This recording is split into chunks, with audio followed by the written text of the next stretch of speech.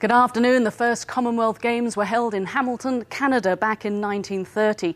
Now, 80 years on and after a chaotic build-up, the 19th Games are about to get underway. This afternoon it is the opening ceremony, and that will signal the start of 11 days of competition. Over 4,000 athletes from 71 countries have arrived in Delhi.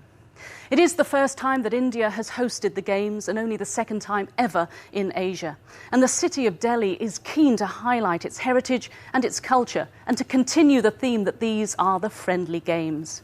But also the Games have shown in the past that it's all about passion, belief and being the best. Anxious moments as they settle mind and body. Milka Singh of India coming on the outside, and it's first Milka Singh. And Freeman is the Commonwealth champion. A brilliant, brilliant run. And he's done it. Precious McKenzie, delighted with that. Oh, he's clear! And he's there and gone. Well, what a moment it is for this youngster who's crying his eyes out. And the crowd standing on their feet to Natalie Dutoit. But it's out to Jonah Lomu, and he's past Chris Wyatt, just swatted him aside, and Gareth Cooper hasn't got a hope. The Wonder Girl, Dawn Fraser, streaking home the victory. McColgan takes her second gold medal in the Commonwealth Games. It's Wells in the lead on the men, with McFarlane in lane two. That is a certain photograph. Wells gold. The Dean machine has delivered. The gold medal goes to Mark Cavendish of the Isle of Man. Danny King for England, analyse the world. Danny King of England is going to get it. It's England! Nicole Cook of Wales wins the gold medal. He is good, and McCavity is the 1-2 for Scotland. Kelly Southerton, the Queen of the Commonwealth. Great performances, treasured memories and hopefully many more to come over the next 11 days. Well, we are here today for the opening ceremony. I'm delighted to say that joining me here in the studio are two of our homegrown global sporting superstars, Denise Lewis and Colin Jackson. Welcome to you. But we're also joined by one of the greatest sportsmen of all time. I'm going to embarrass him, list just a few of his achievements. How about this for a resume? 5 Olympic gold medals, 10 Commonwealth gold medals, 11 world titles and just the 23 world records. Not bad, is it? Anyway, just before we hear from him, let's see him in action. It is the one and only Torpedo.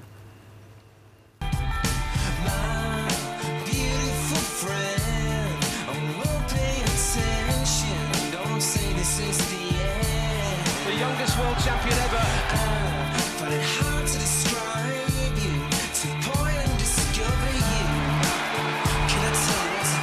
And he's absolutely streaking away from the field. This is extraordinary.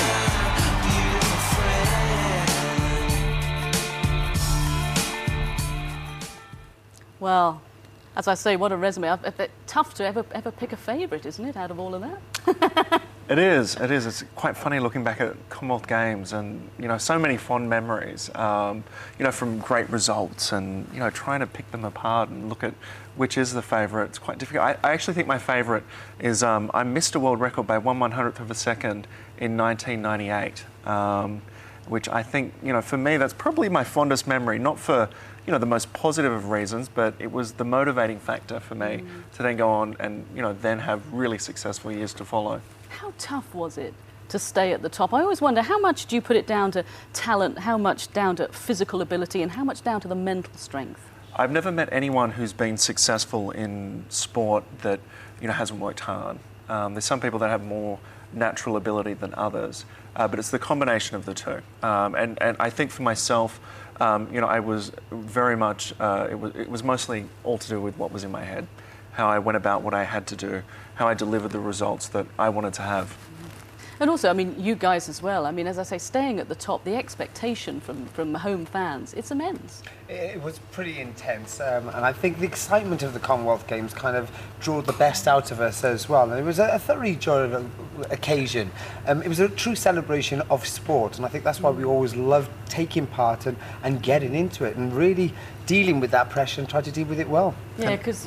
Carry on. And athletes enjoy the Commonwealth Games. This is the one thing we all get to really celebrate just being together at this event. And, you know, it's different to other events. We get to share it with, you know, mostly friends and, you know, be able to enjoy a competition. So the Friendly Games is the right tagline to go along with the Commonwealth Games. No wonder you enjoyed it. Australia were always at the top of the medal table. Oh, but that can always change. I mean, enough Aussie bashing already. I mean, I might have to get defensive soon. But we don't know what's going to happen at these games. There might be some upsets. You never know. Anyway, I'm delighted to say Ian joining us today and also staying for the first few days of the Games. But these two, they'll be staying right the way through it. But we think it's unfair because why don't we just remind ourselves just how good and how dominant these two were? Of course, they won titles all around the world, but let's remind them of those golden moments at the Commonwealth Games for England and for Wales. New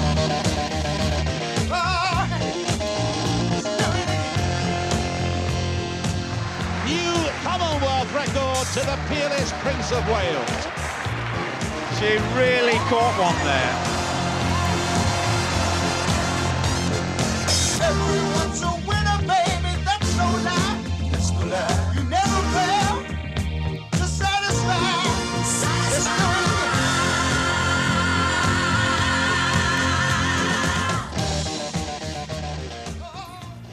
Great celebrations as well. Denise, I mean, what did it mean? Because in some ways it was your sort of launch pad, wasn't it? 1994, I remember it so clearly in Victoria. Yes, it was a launch pad for me. I was a relatively unknown heptathlete, and literally because of that, what we call the freaky javelin throw, that devastated Jane Fleming of Australia, the favourite going into those championships, I was just boosted, and, you know, that was the start of my pathway. I don't remember it as being freaky. I thought it was terrific. Thank you. Good answer, Steph. And also, Colin, of course, a proud moment for you. You've obviously represented Great Britain, but also very proud to represent Wales. Yeah, it's the very rare occasion when you have that opportunity to really show where you're from in a major championship. So I was always pleased to get there and compete as much as I can, flying that flag for Wales for a change. Yeah. Absolutely. OK, plenty to talk about, but let's find out a little bit more about the host city, Delhi. Well, it is in the northern part of India, a sprawling city with a population of 14 million. It's the first Indian city to host the Commonwealth Games. Now, the Games were supposed to showcase a bold new India ready to welcome the world, but all the problems have left a scar on the nation's image. With facilities not ready amid allegations of corruption and poor workmanship, the Games have attracted attention for all the wrong reasons. It's been a race against time to be ready. So, is it ready? Matt Pinson reports. This is BBC Radio. Officials and says facilities at the Commonwealth Games in Delhi will be ready in time. Team Scotland say their accommodation is unsafe and unfit for footbridge being built outside the Commonwealth Games Stadium in Delhi has collapsed. 3 high-profile English defending champions have fought. The head of Australia's Olympic Committee has said that the Commonwealth Games should never have been awarded to the future of the Commonwealth Games, to be honest. Of disarray in Delhi.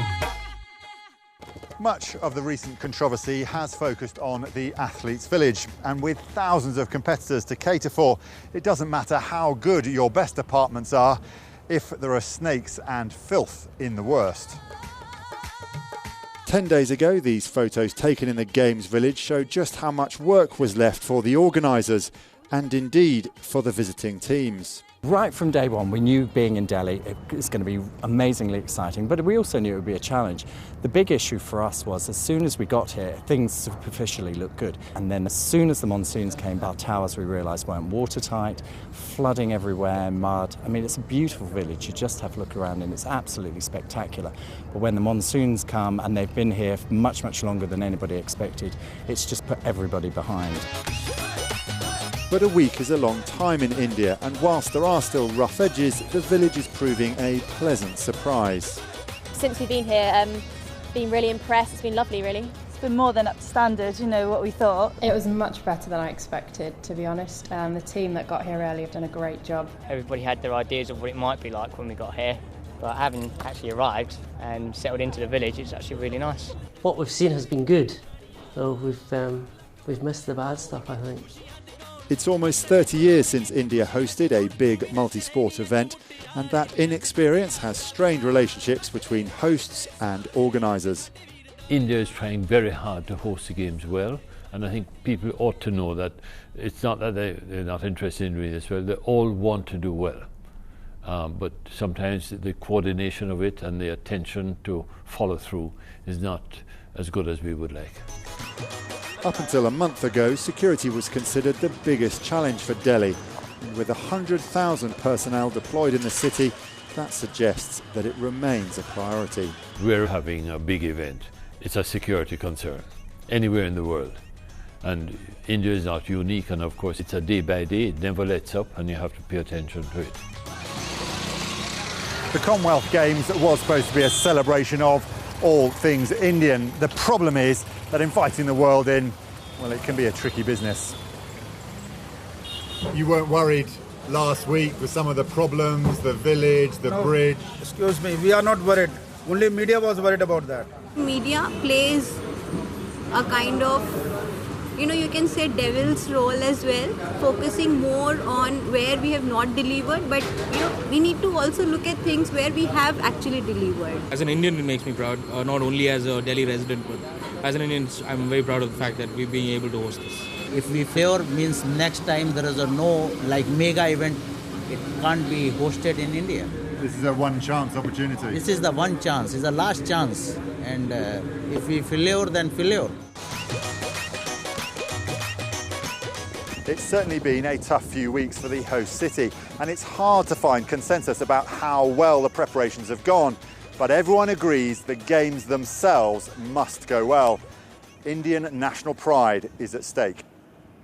Indeed it is. Yes, it's been a very difficult build-up for all involved. But today it starts with the opening ceremony, and we can now go live to the Nehru Stadium, because waiting for us there is our reporter Sonali Shah, and she is alongside the BBC correspondent Tinku Ray, who lives in Delhi. Sonali.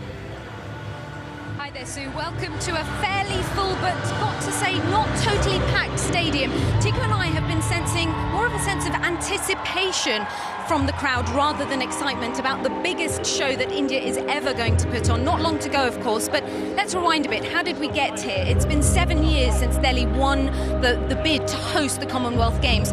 What was the public reaction then, and how much have households here been talking about it since? Well, I think, Sonali, most people didn't even realise the Games were coming to Delhi, and it really hit home more probably 2 years ago when preparations for the Games actually began, when stadiums were starting to be built and really started in earnest. But I think it really hit home just a few weeks ago when all that negative publicity started to appear in the media, and that's when Delhi really realised we have these Games coming up. When I got here just over a week ago, I felt a real sense of embarrassment from locals about the organisation. Is that the sense that you've been getting? Definitely, initially when the reports started to come out, people here in Delhi were fed up. They were fed up with the kind of money that was being spent, and there were questions asked. Should India be putting on such a huge event? Should India be spending this kind of money on such a big event? But I think as the days got closer and closer to the opening, people have been asking, okay, it's a matter of now national pride. Let's get through these Games and put on a good show. Do you think tonight's show will go some way to erasing the memories of all those delays and the bad athletes' accommodation, etc.? Well, I think that's what the organising committee would really hope for. Definitely Suresh Kalmadi, who heads the organising committee here in Delhi. He's also the president of the Indian Olympics Association, and he really wants to put in an India bid for the 2020 Olympics. So I think these Games will be crucial towards making that bid. Tonight's event was meant to be sold out. I've got to say it's not totally packed yet. What do you think the appetite is going to be for the next week and a half of sporting action? I think that's the big question, because officials have been very tight-lipped about the number of tickets sold. We can see more or less a full stadium here, but opening and closing are supposed to be full stadiums. It now depends on how many people will go to the events. It might depend on what this ceremony is like, really. Thanks very much, Tinku. Well, India is about to make its statement to the world, and I'll be watching the whole show from here, Sue. Thanks very much to Sonali and to Tinku. Yes, the games really need to be good, and the opening ceremony can often really kick-start that. Was that something that you enjoyed, Ian? I wish I had more of an opportunity to enjoy the Commonwealth Games or indeed the Olympic Games opening ceremony, but given that I had to compete first day of competition, I always missed out on this. So I used to have to watch it back in, the village with some of the other athletes whilst everyone else was going out there and celebrating. But I think what we'll be looking for is a good opening and a good start, given that there's been so many bad kind of recollections of what's been going on in India, that we'd like to kick this off with a really positive start. Yes, because Denise, we're hearing from a lot of the home athletes from the UK how good the conditions are there and the facilities, and they're enjoying the moment. And we've got to be positive. Everyone's talking about the negatives, and we have to, because they could emerge, but there's positives as well. I think the opening ceremony really does signify that the games are underway, and all that negativity really has to go to bed. It's finished, and it's about the athletes, it's about the people that are competing and the competitions. These athletes have prepared very well for these games, and they want to get it going. Yeah, and it does need to be successful, doesn't it? And there's often a lot of criticism about the Commonwealth Games and its future. It needs a good Games. Yeah, I think so. And I think, unfortunately, we've had so many top-class athletes I've pulled out of it, and it's kind of made that kind of negative effect and made the Commonwealth seem not as important as it used to be. It still is an important championships, and you'll see by the performances, hopefully, this week. Well, of course, yeah, the headlines have been all about the difficulty in the build-up to these Games and a lot of pressure on the host city. Well, let's rejoin Sonali, who takes us through maybe 10 things you probably didn't know about the host city, Delhi.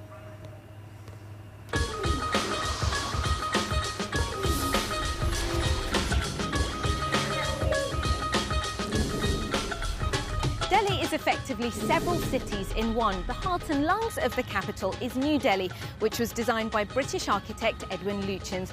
Wide tree-lined streets and sprawling white bungalows are its key features. War Memorial India Gate, its most magnificent landmark. The city lies on the banks of the Yamuna, the largest tributary river of the Ganges. Now, you can find the occasional crocodile in there, but today its biggest threat is dengue mosquitoes.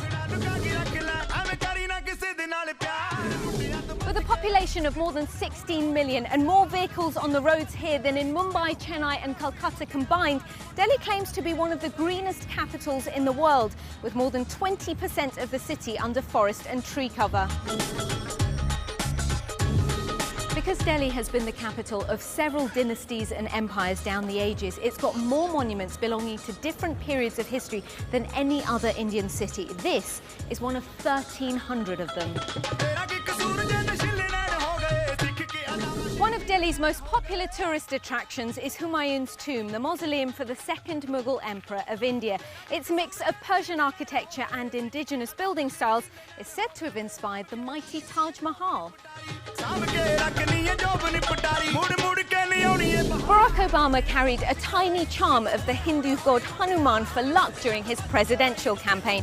Word of this reached the high priest of this Hanuman temple in Connaught Place, and by the time the election was over, Mr. Obama had been presented with an elaborate and specifically sanctified statue of the god from this very temple. Delhi's most powerful resident is Italian-born Sonia Gandhi. As leader of the largest party in the largest democracy in the world, she's actually one of the most powerful people on the planet. And that's despite giving up the role of Prime Minister for herself after controversy over her foreign origins. That's one of India's oldest cricket grounds, the Firoz Shah Kotla Stadium, which was established in 1883. Its very first test match was played in 1948, when a newly independent India took on the West Indies. The Indian capital's most famous export is Bollywood megastar Shah Rukh Khan, with a fan base of more than 3 billion worldwide.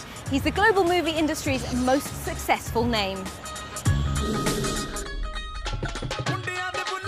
Despite India being famous for its food, Delhi doesn't really have a specific cuisine of its own. The vast array of dishes available here has been brought in by settlers from all over the country, and Delhi is the place where you can taste some of India's best street food.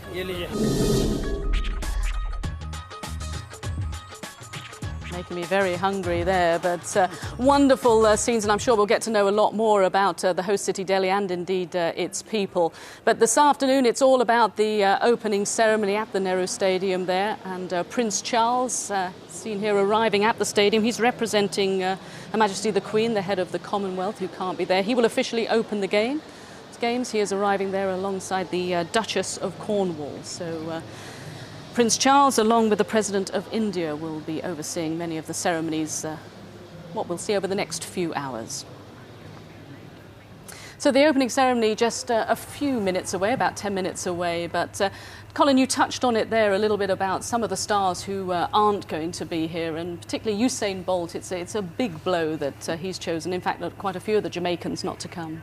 Yeah, I mean, he's a megastar in the sporting world itself, and for him not to be at a competition like this, you know, is very frustrating for the organisers, because they can use a lot of the promotional tools can be driven by this young man himself. So it's a massive disappointment, but you know, in the same breath, he kind of told people early enough to say that I'm not going to actually be there. So they were really warned that what his real agenda was. And it ended up being the right decision for him, because, you know, he struggled a lot with injury this year as well. So he's had a bad back, and this gives him his opportunity really just to sit back and, of course, let another Jamaican star perhaps come through. Yeah, absolutely, as we saw before. But very disappointing, a late withdrawal was Phillips Adowu, who really wasn't happy about the sort of health and safety issues. No, he wasn't happy. And I always urge that athletes have to make decisions for themselves. Now, we know, you know, Phillips is a great athlete, but he had to make the decision. He said that it was about his family. He was, you know, fearful of the security, and he just said, no,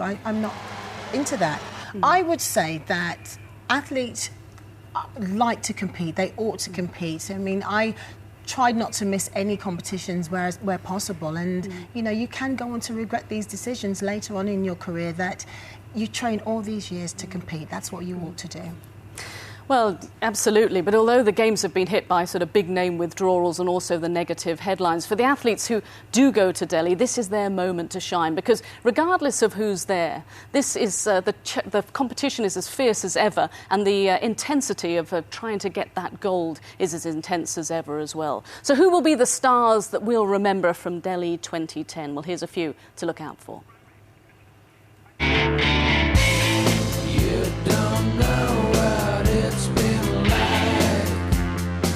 One of the best women in the world. You don't know what it's been like being someone like you. That is one of the more amazing performances at these Paralympics. What a dive! What a dive! You don't know what it's been like. Rebecca Etherington, you are absolutely brilliant. Someone like you.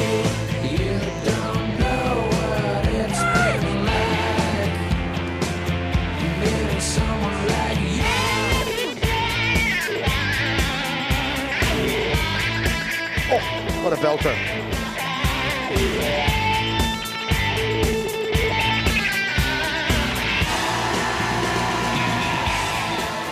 So as you can see, so much to look forward to over the next 11 days, and a lot to look forward to over the next few hours, because we will be live at the stadium for the opening ceremony, and our commentators are all ready in place. We can talk to them now. Hugh Edwards is alongside Steve Cram.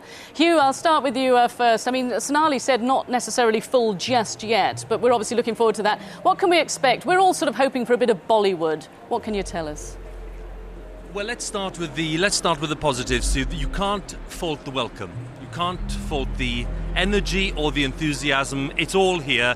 It's not quite full yet. You're quite right. I think people are a little slow coming in. Dreadful problems with security outside. It's a little slow for people to get in, but I think we'll see a full house. It's going to be a bit of a pageant of Indian culture. It's got to be a good show, as you say, to get rid of some of the bad headlines of the last few weeks. I have to say, behind the scenes, it's a bit shambolic, a bit chaotic, but they have put on a very good show tonight. I think people at home will enjoy it. Well, we're hearing that from Hugh. How tough is it for the athletes, Crammy? Well, I think, Sue, you mentioned yourself, you've heard that quite a few of them, I think, have been a little surprised when they got here, certainly in terms of the standard of the accommodation. They've been very pleased about that. Those who've had the chance to go to some of the venues to train, I know they think the pool's pretty good. I think it's just the surrounding areas, but I think athletes actually don't even look at that. You know, once they're in the arena, that's all they care about. Conditions are, as you'd expect if you're coming to Delhi, it's warm, the humidity's actually been dropping since the monsoons have gone away.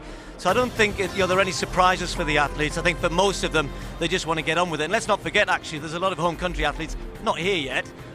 Most of the track and field English teams certainly are in Doha trying to prepare for Delhi, and a lot will be just coming in a couple of days before they actually compete.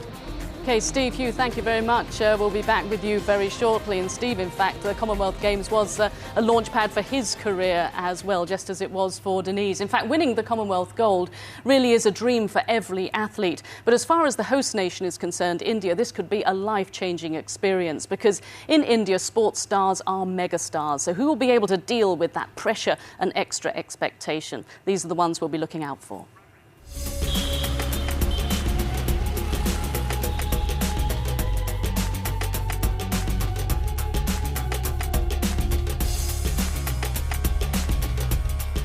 Leading India's hunt for medals will be hotshot Abhinav Bindra, the country's first and only individual Olympic gold medalist. Winning the 10-metre air rifle in Beijing turned the Punjabi shooter into a national hero. The whole country is counting on him to hit the bullseye again. The most photographed member of Team India is likely to be tennis star Sania Mirza, whose wedding to Pakistani cricketer Shoaib Malik earlier this year gripped the nation. Less gripping has been her singles ranking, but being 131 in the world won't prevent her being a big draw. Better execution off the no-pace ball this time. Favourites in the men's doubles are tennis legends Leander Paes and Mahesh Bhupathi. Having won 3 Grand Slam titles together, the duo were once ranked #1 in the world before an acrimonious split. Luckily for the home crowd, when their country calls, the two A-listers always answer, and they're back together for Delhi. Also grappling for gold will be wrestler Sushil Kumar, who took home a bronze from Beijing. He's just become world champion in the 66-kilogram freestyle, a big boost to a sport that was rocked by a doping scandal just a few weeks ago. 3, 2, 1, start. Pistol King Samaresh Jung's 5 gold medals led India's performance in Melbourne and earned him the nickname Goldfinger. No chance of being that trigger-happy in his own backyard. Jung's only qualified for the standard pistol at these games. After winning the nation's first boxing medal at the Olympics in Beijing, India's poster boy of the sport is Vijendra Singh. He's in good form and looks ready to go one better than his silver at the last games. And another strong contender for a gold medal is the face of Indian badminton, Saina Nehwal. That's a brilliant performance. Extraordinary day for the 16-year-old. Nobody had ever heard of her this morning. With the sports powerhouse China not in the Commonwealth, it'll be quite a surprise if the world #3 doesn't take the top spot on the Delhi podium. Well, they'll certainly be hoping to add to their medal tally, and this is the tally over the last 80 years. You see India in 7th place, and I'd say they're hoping to improve it just ahead of your home nation. Colin doesn't look too impressed with that, but up we go.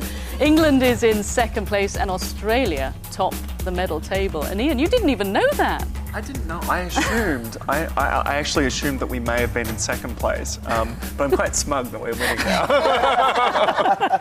And you're probably going to be quite smug when the swimming starts as well, because you've just got an awesome team, haven't you? We do. I mean, it's a very good team for us. It's not, it's not the best team that we've ever had. I'll put that out there. We've got a couple of competitors that won't be in the team. But I must insist that, some of the competing nations against us, we actually have quite a tussle on our hands. The English team is quite strong, as is the Scottish team. So it won't just all go our way at these Commonwealth Games. We talk about Launchpad, though. Do you think Emily Seaburn will, she's going, 6 events? Yes, I think this will be a very good Commonwealth Games for her. She's become a little bit of the darling of the Australian swim team at the moment. Given that she's so young, I think she could be be very successful at these games. And, you know, there's some of, you know, our older swimmers as well that should pick up some good results. And just briefly, Colin, also before we go to the opening ceremony, it's important for the home nations, you know, who's there to really shine. Who do you see particularly as far as the athletics are concerned? Well, you know, we're all in Wales certainly looking at someone like Di Green to go out there and produce the goods so that he can win 2 major championships. So I'm looking forward to seeing that event. We are looking forward to that. We're looking forward to the opening ceremony. We're going live there now. It's about to get underway. Let's rejoin Steve Cram and Hugh Edwards. Thank you, Sue. Yes, the great city of Delhi is ready, just about ready, that is, for the opening of the 19th Commonwealth Games. Here we are in the Nehru Stadium. Room for 65,000 people. We're not quite there yet. We can see 1 or 2 patches of blue seats, but it's probably getting on for 60,000 as we speak, ready for this opening ceremony. Preparations haven't been last minute, as we've been saying. They've been down to the last few seconds, as all of India, many millions around the world, wait for these games to begin. Prime Minister of India, Dr. Manmohan Singh, has been led in by the man who's organised these games, Suresh Kalmadi. Dr. Singh, the first Sikh Prime Minister of India, taking his place, along with the President, who will shortly be with us, and His Royal Highness the Prince of Wales, who is representing the Queen. Ladies and gentlemen, please welcome their Royal Highnesses, the Prince of Wales and the Duchess of Cornwall. Prince Charles and the Duchess of Cornwall have been in India for a few days, led into the Royal Box. The Earl of Wessex, who was vice patron of the Commonwealth Games Federation.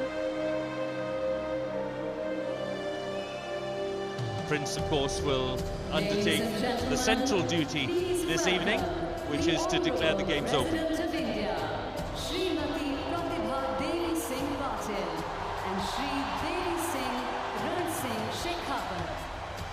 A round of applause for the President of India, Pratibha Patil, India's 12th President, the first woman to serve in the office. She was sworn in 3 years ago.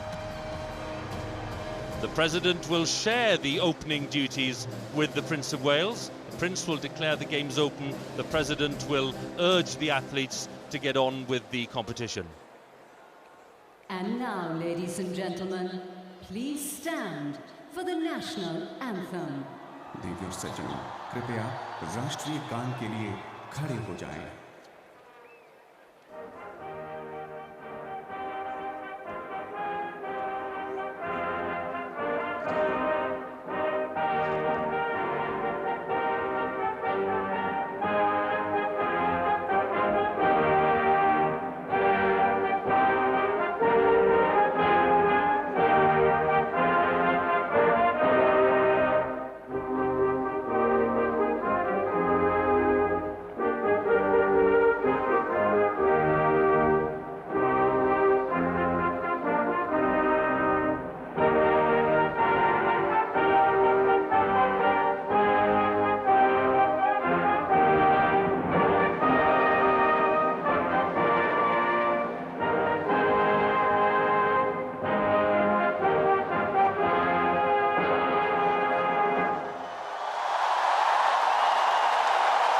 The President applauds the end of the national anthem. You'll have noticed the 3 flags. Australia, because they were the last hosts. India, centrally, of course, the current host. And the flag of Scotland on the right, because they'll be the hosts in 2014. The countdown is underway. Tinku Ray and Steve Cram are with me to enjoy the ceremony as it goes through. And we're going to see now this gradual countdown to the start of the ceremony. Yes, we are, Hugh. And we're also going to see this huge helium balloon in front of us, and you can see these Tibetan pipes that are being blown at the moment. You've got the conch shells, which are used in Hindu traditional festivals and prayers.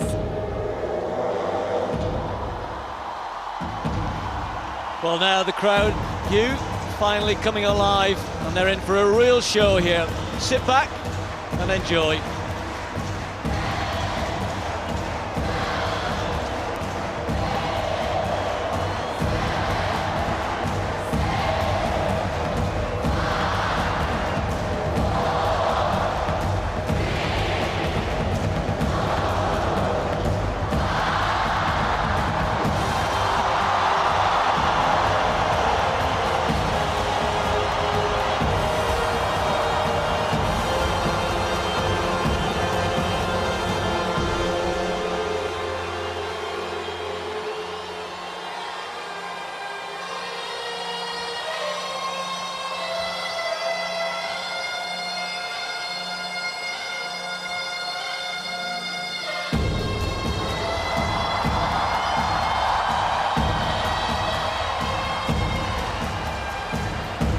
swaying of the bean players, the bean, which is a wind instrument strongly associated with snake charmers. And there we have a magnificent view of what some would say is the star of the show. Tinko's already mentioned it, this giant helium balloon, an aerostat as it's called. Being charmed up. It's the biggest helium balloon in the world. It's rising gradually to a height of about 25 meters, and it acts as a kind of giant projector screen. It really does play a very important part in the ceremony. It's absolutely spectacular, a very clever concept. It cost a lot of money as well, Hugh. Thousands of dollars worth of helium balloon. Thousands of dollars worth of helium balloon there.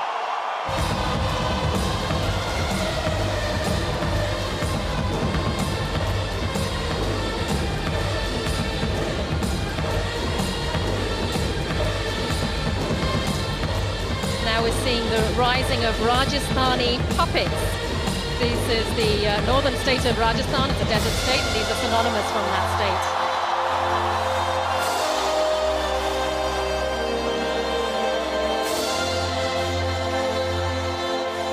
The Nehru Stadium here in Delhi ablaze with light.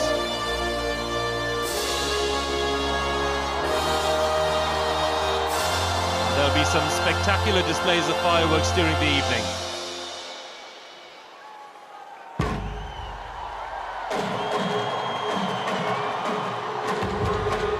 The fireworks and the drums, a little reminder maybe of what we saw in Beijing in 2008.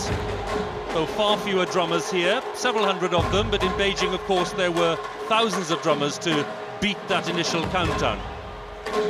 Here in Delhi, we have drummers of all kinds from all regions of the country. Yes, Hugh, we do. We have drums from the northeast, from Nagaland. We have drums from Rajasthan. We do. It just sort of goes. It's an example of the diversity of this country, the different cultures, the food, the languages that India represents, and the traditions as well. There might not be as many of them, Hugh, but they're making enough noise, that's for sure. It really is resonating through the stadium, isn't it? Well, they're very big as well.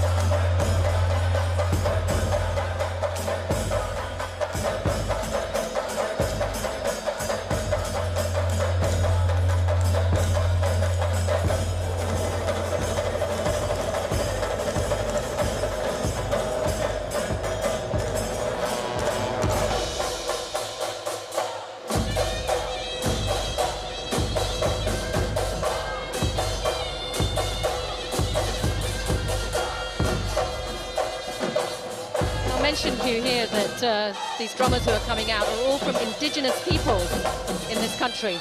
So they've been brought in from, these are tribal peoples of India. The organisers telling us that there will be some 9,000 people taking part in this opening ceremony. And there you see some emerging from under the central stage. They've built a special tunnel under the stage to the outer rim of the arena here. That's where hundreds and thousands of these performers will emerge.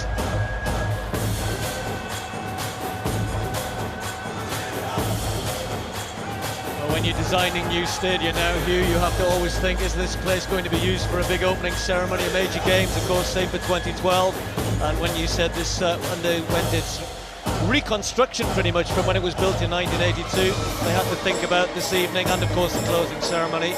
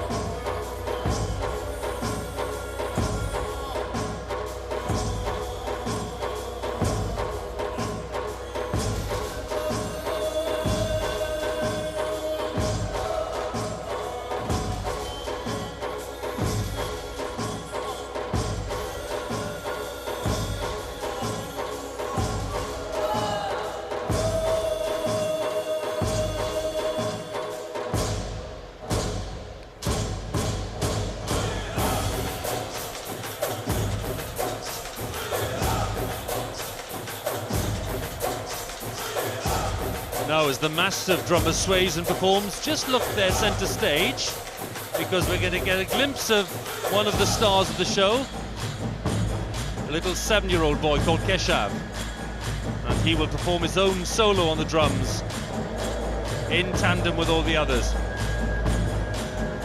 Child prodigy as well. Apparently he was playing the tablas from the age of 2.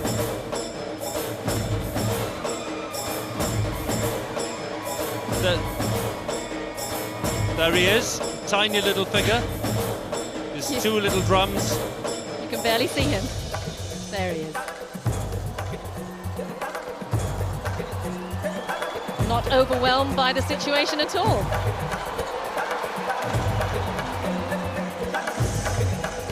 He might be 7, but he knows how to perform, doesn't he? When he saw the cameras were on him, he lit up.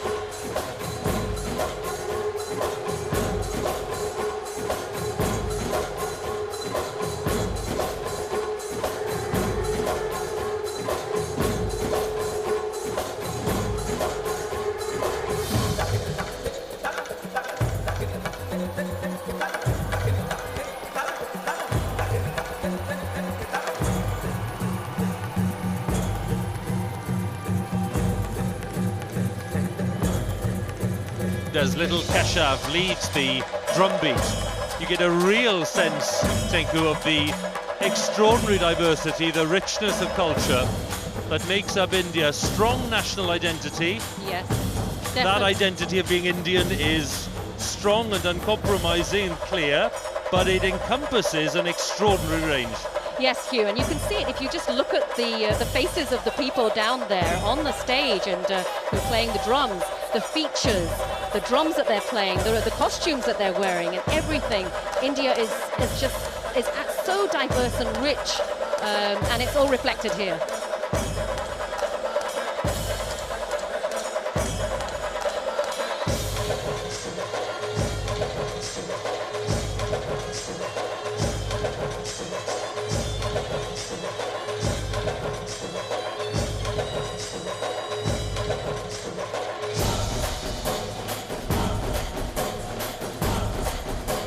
There you get a real sense of the purpose of the balloon.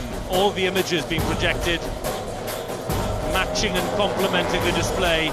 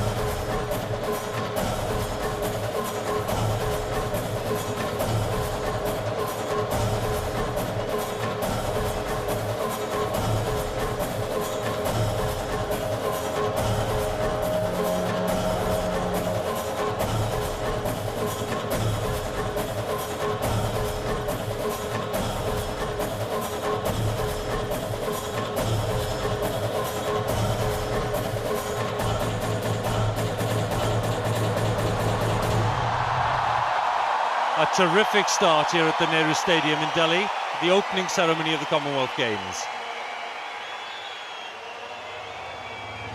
Prince of Wales, Duchess of Cornwall enjoying it. And as they prepare to rearrange for the official welcome from children, some images conveying the sense of India to the worldwide audience. Yes, this looks like Ladakh in northern India. Very much a Buddhist part of India that you're seeing now. And then right down to the south and the beaches.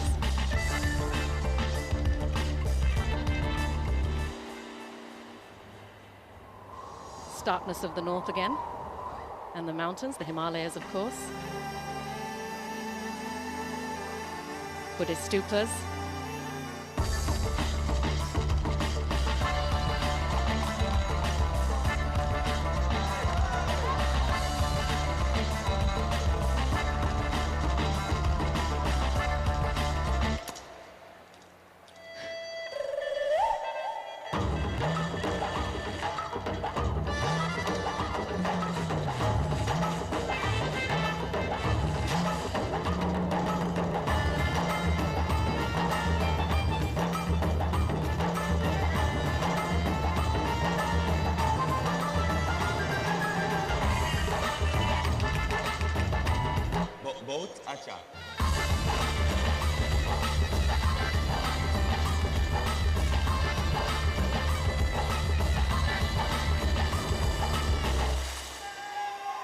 Colour of festivals, Holi.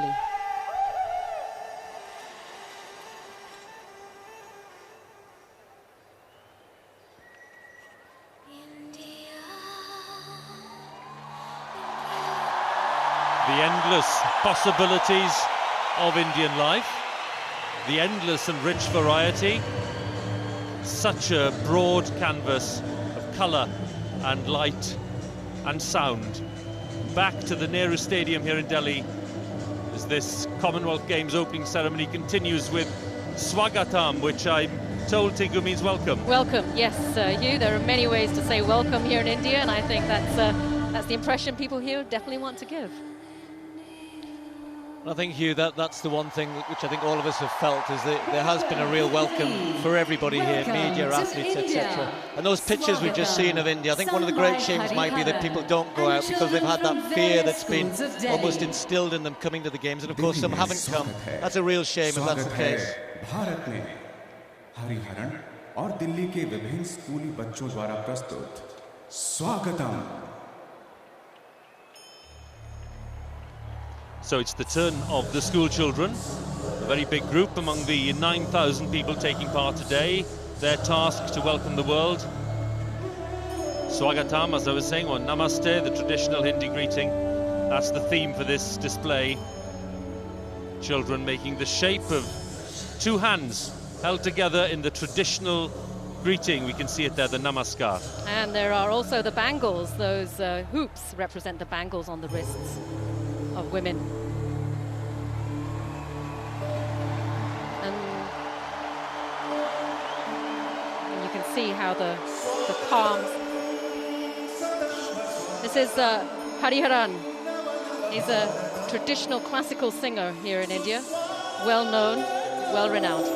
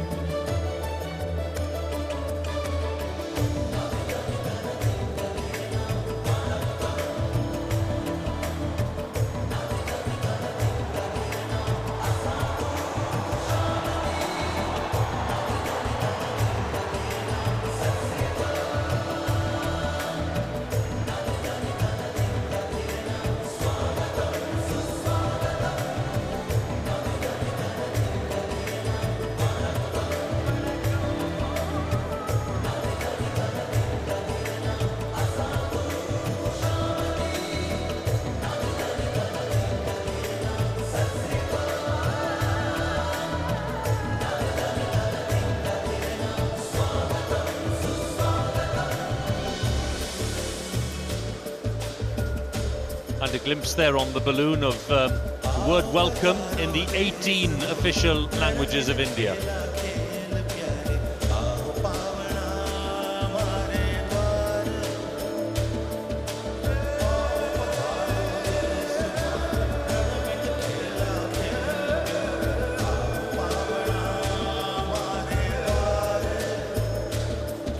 So the children, having formed the shape of the palms together, are now reforming, and without wanting to give the game away, they're about to do something rather clever, which I think everyone at home will enjoy.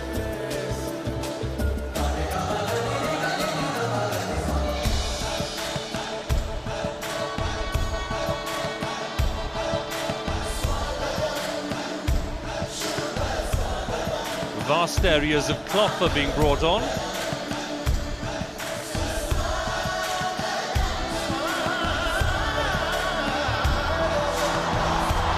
There we have the Indian flag unveiled in the colours of the tunics, suddenly covered by these huge areas of cloth. What you now see is the children painting their own distinctive shapes and colours on the cloth to make a certain pattern which will be revealed shortly. Well, this is the application of henna, isn't it? Henna tattoos, popular at home, of course. Yeah, weddings and other big festivals. Not something I've done myself, I have to say. Yet. Well, not on that scale, Steve. There we have the outstretched palms. A very graphic illustration of the notion of welcome. A welcome to the world to these Commonwealth Games.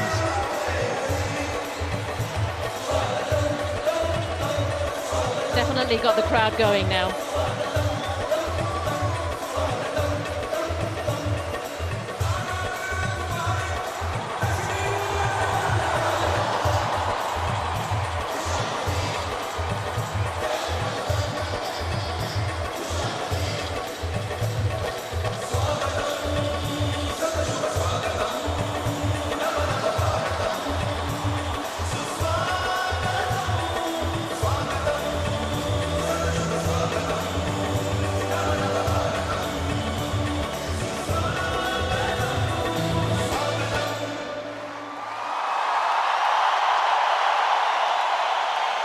Well, that was a very big hit. The song and the display, a big hit with the crowd. And now, ladies and gentlemen, it is time to welcome the heroes of the Commonwealth Games Delhi 2010. Contingents from 71 Commonwealth countries. Ladies and gentlemen, a huge round of applause for the participants. Some 4,000 athletes, a little over 4,000 taking part in these games in 17 disciplines, 260 sporting events. There are 71 nations taking part. Biggest contingent we'll see will be from India. They'll be the last to come in with more than 400 competitors.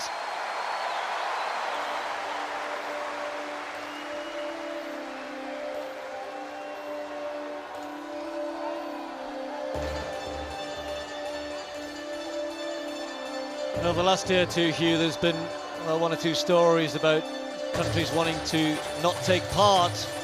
And you know the people who really most want to take part in this are the athletes themselves. We won't see many swimmers. They start tomorrow morning, and most countries say, OK, if you're competing in the first 2 days, we don't expect you to take part, but it's up to you after that. So I think we will see probably around about 75% of them, hopefully here tonight, taking part in what is always a memorable occasion. You sometimes, you go through your career, and if you miss this out, you do it with regret. And it's always a memorable day. For some people, this will be the only championships like this in their career they come to. Leading the way, Australia, of course, the hosts in 2006. Sharelle McMahon, the netball star, leading the way. Australia, of course, as Sue was mentioning earlier, have a stunning record of achievement at the Commonwealth Games. They won a record 221 medals in Melbourne.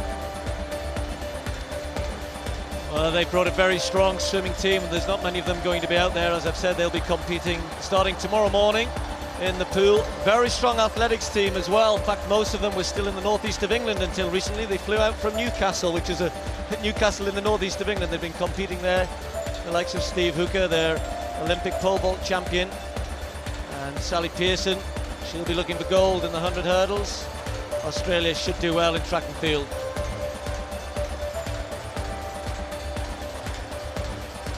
As ever with the Aussies, they don't exactly march in unison. They come out, enjoy themselves, they're allowed to have a free range, and they're wearing 3 or 4 different colours there. Well, given their record in the game, Steve, they're allowed to have a good time.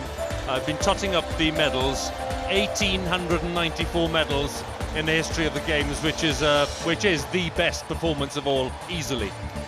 That's Steve Hooker, and you saw him in the yellow shirt and the tie with the, well, in my days you might have called that a perm, but that's the way his hair is.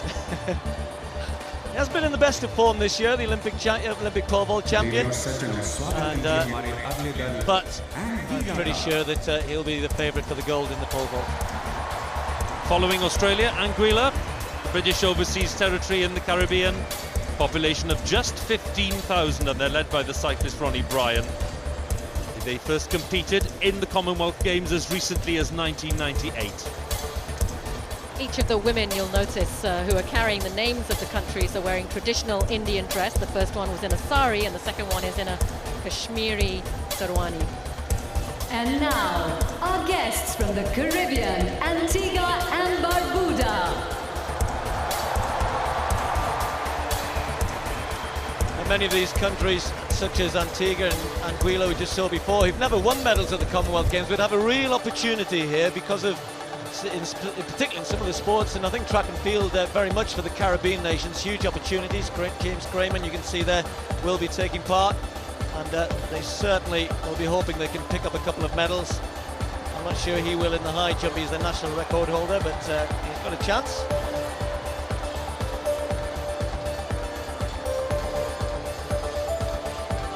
कृपया स्वागत करें हमारे अगले दल Bahamas का।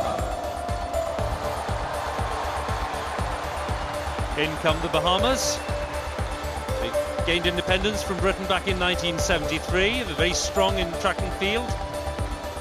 And, I think, Steve, they're being led in by the boxer Valentino Knowles. They are. He's already tasted success at the Commonwealth Games. They have a separate boxing championships, actually, for the Commonwealth. He took a silver medal there, but not in the games themselves. They'll be looking to do well in the athletics once more. Christine Amateur in the 400 and Demetrius Pinder, a new name. We talked about new names coming to the fore, and he's an improving athlete in the men's 400 as well. Please welcome the People's Republic of Bangladesh. Here we have Bangladesh, one of India's neighbours, of course, and one of the more newer entrants to the Commonwealth Games. They first took part in 1990. And their flag bearer is their shooter, Mohammad Asif Hussain Khan. Well, he won a gold medal in Manchester, was just 15 years of age at the time. He doesn't look much older now. No, he doesn't.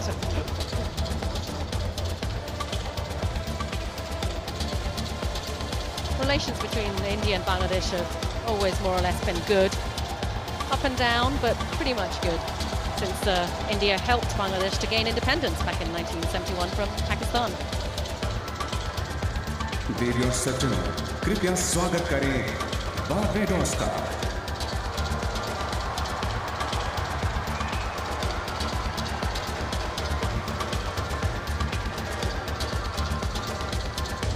The very tall figure of Laurel Brown as the netball player, who is the flag bearer for Barbados.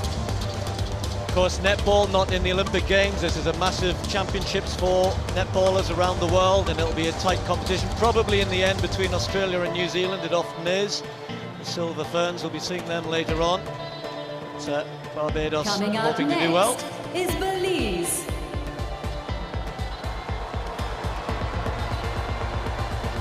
You can see the great circle of athletes making their way around this stadium. They'll be taking their seats. You see those triangular sets of white seats. They'll be sitting there to watch the cultural display after this parade, but for many people, as Steve was saying, this is the heart of the ceremony. This is the celebration of those who are taking part. Belize, formerly British Honduras, led by the athlete Kaina Martinez.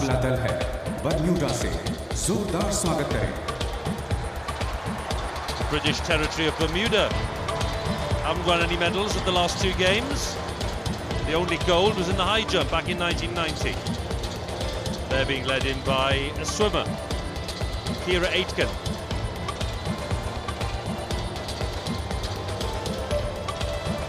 Well, they've got a chance, not in the high jump, but in the long jump this time. Tyrone Smith's right up there in the rankings, 8 meters 22. Ladies and gentlemen, please welcome Botswana.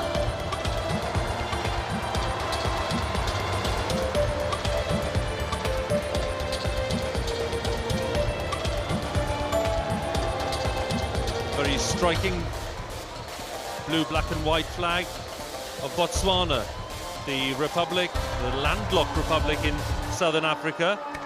Amantle Moncho, the athlete leading the men. Botswana, by the way, the world's biggest producer of diamonds. But I'm not quite sure how they'll do here, Steve, because they've never won a gold medal here.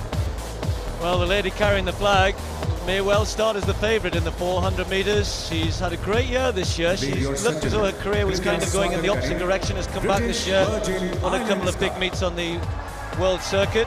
True world-class athlete. British Virgin Islands. Just a handful of competitors. Some 40 islands annexed by the British back in 1642. That's the history. Joe Chapman, the squash player, carrying the flag. And again, in that group of nations that has yet to win a medal at the Games. And again, I'm keeping saying this, but they've got Tahisha Harrigan, who's got a great chance. Your athletics will provide lots of opportunities, particularly the Caribbean nations. The tiny country of Brunei Darussalam.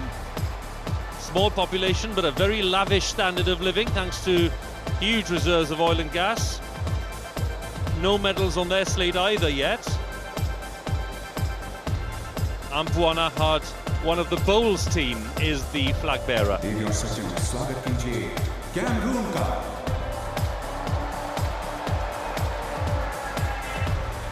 Cameroon has been a member of the Commonwealth since 1995. Taken 9 golds, all of them in weightlifting. That's Hugo Mamba, born in France, but triple jumps for Cameroon. He's getting close to the 17-metre mark, and of course no Philip Sado, who decided not to come from England. And again, that's a pretty wide open competition, so you never know. Hugo might just be taking a medal home. Well, indeed. Not long to go before we see the first of the home nations, England. Just a few minutes before that. Canada. But Canada first. Canada's hockey star, Ken Pereira, is the flag bearer, his 4th Commonwealth Games.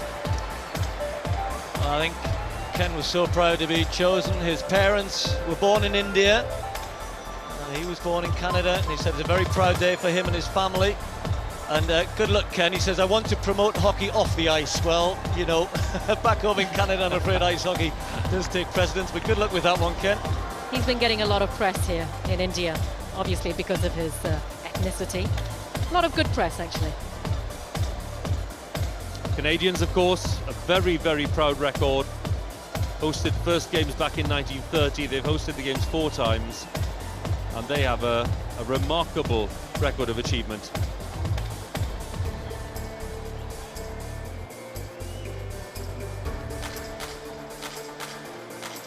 You know, everyone always assumes, of course, with funding that's around for athletes these days, and not all of the sports. And I saw an article, Ken Pereira was saying how he's been selling Canada jerseys off the success of the Winter Olympics, of course, in Vancouver, to fund the trip for the hockey team to actually make it here to Delhi.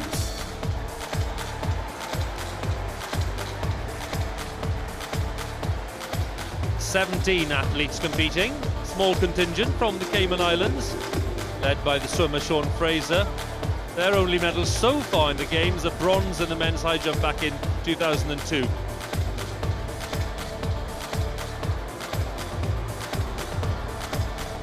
And now, all the way from the South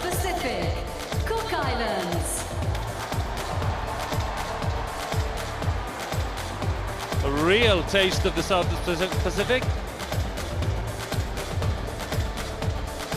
The exotic look. Mata Canivale is the bowls player, competing in her third game. She's the flag bearer. There she is. They have 30 athletes competing in 6 sports. Cook Islands have yet to win a medal. Of course, for a lot of the Pacific Islands, Rugby Sevens has become a great addition to the Commonwealth Games, and eventually, of course, we'll be into the Olympic Games as well. Cyprus are on their way in. Just a couple to go before the English team arrives at the stadium. Irodotos Georgalas is the flag bearer, the gymnast. Cyprus's best ever performance 4 years ago when they took 6 medals, 3 of them in shooting.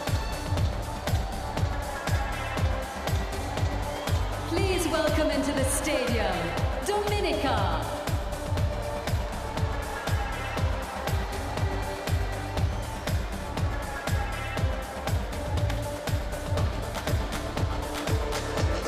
Another of these small contingents, Dominica, the former British colony which gained its independence back in 1978. They'll be hoping too for their first medal. Brendan Williams from the athletics team is the flag bearer.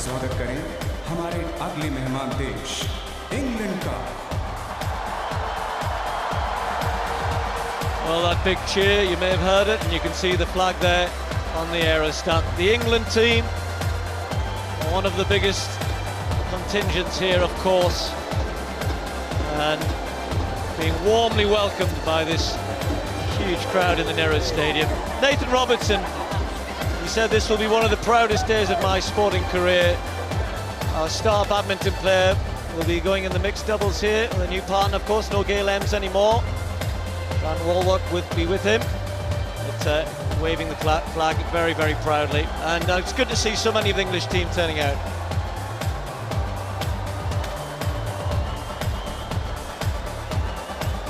The England team, which took 166 medals in Manchester, including 54 golds.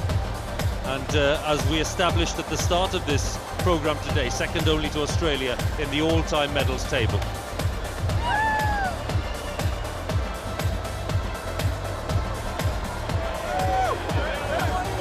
Most of the hockey team out there, men and women's, and they'll be hoping to do well. The hockey's are going to be a big tournament, of course, here at the Commonwealth Games. Big, strong nations. India and Pakistan and Australia, and England will be hoping to do well. Not to mention the Rugby Sevens as well.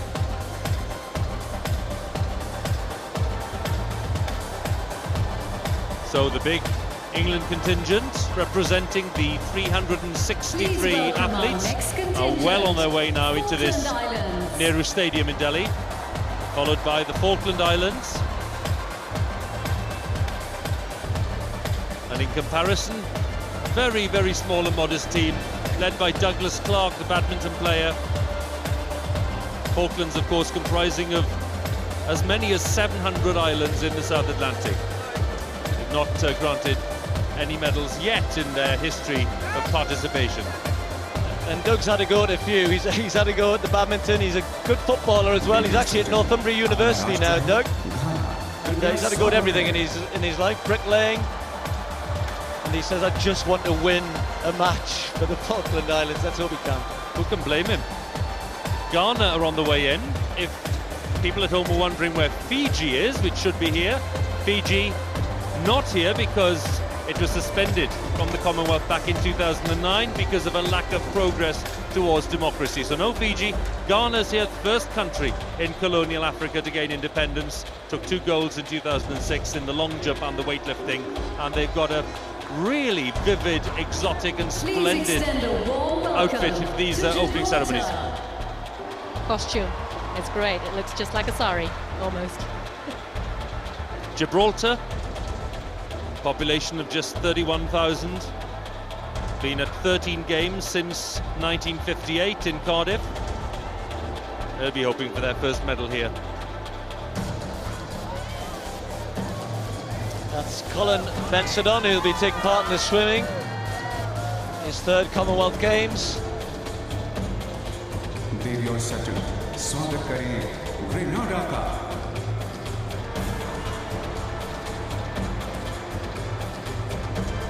Grenada, the most southerly of the Windward Islands in the Eastern Caribbean. Their first medal in the Games in 2006. Imrod Bartholomew, one of the boxing team, is the flag bearer. Well, they won that medal in 2006 in the men's 400. Alain Francique, great runner. And following in his footsteps, Kirani James might just have a chance in the same event this time round.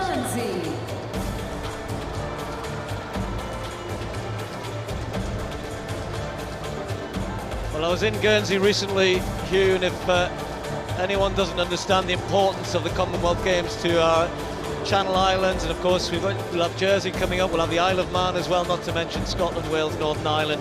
This is a massive, massive competition for them. Let's wish them well.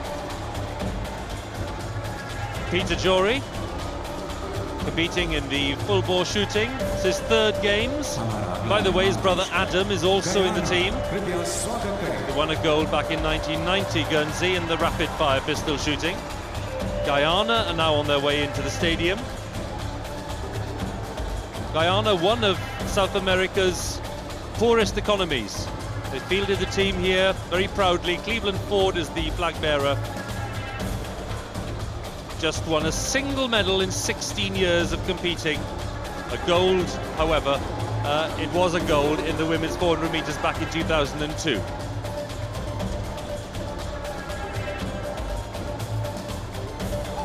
Please welcome into the stadium, Isle of Man. Well, I mentioned the Isle of Man a couple of moments ago. It's a pity because they'd come here with high hopes, particularly in cycling. Mark Cavendish, of course, one of the big world stars on the roads. Not here, unfortunately. It was a bit of a late decision, and they also had two of their gymnasts unfortunately got injured in training here in Delhi. Unfortunately not able to take part, but nonetheless they've got one or two outside chances of medals perhaps. And they got one of the youngest competitors from the home countries, young Aileen George, is taking part in the archery. She's just 14 years of age. What an experience this must be.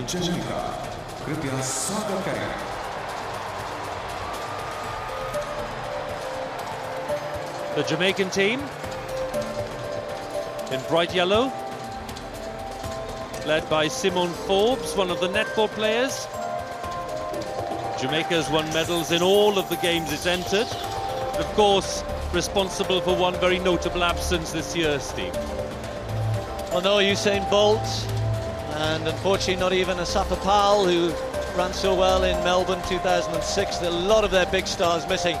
And just to give you an idea of their strength and depth, particularly in track and field, Lerone Clark, you won't have heard of him. He could well win the 100 metres, and he's probably about their 5th or 6th. He probably wouldn't normally get in their relay team. They'll still be good in track and field, though, no doubt about that. It's been a big disappointment to Indians as well. That definitely would have been a crowd draw for Usain Bolt. Ladies and gentlemen, coming up next is Jersey.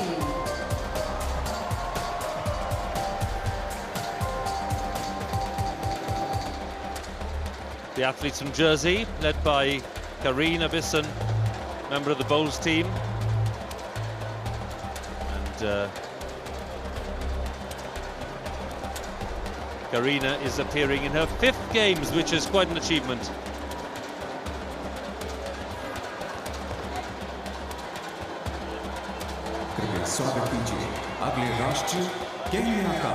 And here we have Kenya now. This is a country that gained independence back in 1963. And coming in with their flag is Ezekiel Kemboi Cheboy. Well, Ezekiel Kemboi, one of the big stars of world athletics in the steeplechase. He's the Olympic champion, world champion. He's a big, big name for their team. They haven't brought all of their stars here, but they will be tough to beat as ever in the distance events. One or two of them certainly will be arriving late. They said they're going to fly in only a day or two before their events, like Sir Vivian Chariot, one of the favourites to win the 5,000 metres. And, well, of course, Kenya, such a rich heritage in the Commonwealth Games. Great names like Kip Keino and Ben Jipcho, Henry Rono. And a lot of these West African countries, of course, have strong links and ties to India. Many Indians living there, and I think Indians will obviously be watching.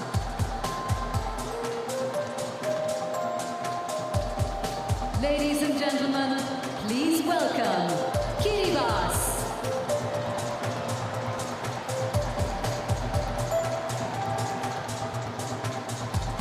Led by David Katuatu, a weightlifter, formerly the Gilbert Islands. Granted independence back in 1979. We're talking here about 33 islands forming this nation, spread across a vast area of 2,500 miles. They've never won a medal at the Games, but they can't be faulted for enthusiasm and goodwill.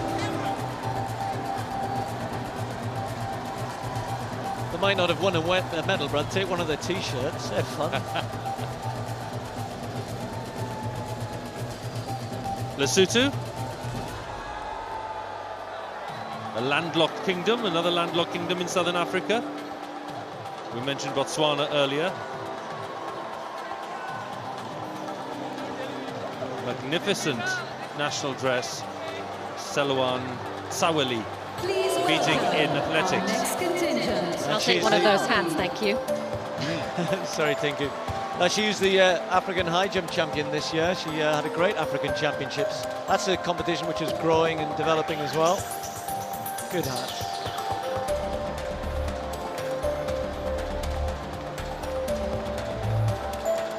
Now we mentioned netball, carrying the flag for Malawi.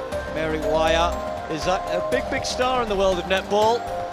She gave the Malawi team gave England a bit of a fright last year, and she had the Player of the Match award on that occasion.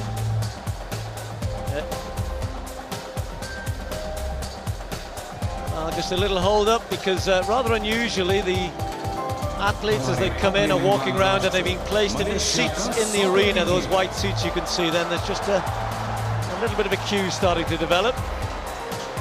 Just about on the move again. So the team from Malawi, and now we have the Malaysians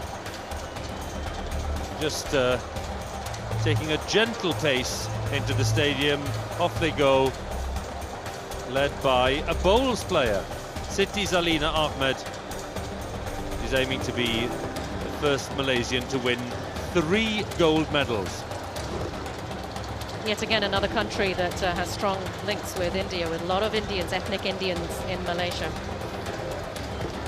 They've got a large team as well, Malaysia. Take part in lots of sports, some of the team sports as well. Got 1 or 2 defending champions in badminton. The singles champion, Lee Chong Wei, is back to try and win his 2nd gold medal. And now it's time to welcome Maldives.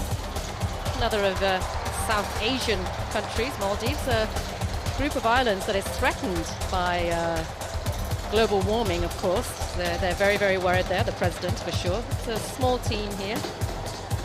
And the flag bearer is Muina Mohammed, who's a table tennis player. Didn't they hold a cabinet meeting underwater before the UN conference on climate change? It was actually underwater, I think, Steve. Yes, and just to try and draw attention to the very fact that you've said they're very worried that threat. they're going to be underwater soon, and they're actually buying land elsewhere, just in case. That could catch on, that idea. The Maltese, led by Rebecca Madison, silver medalist in the women's clay pigeon trap back in 2006. There she is. They have 21 athletes competing in 5 sports here in Delhi.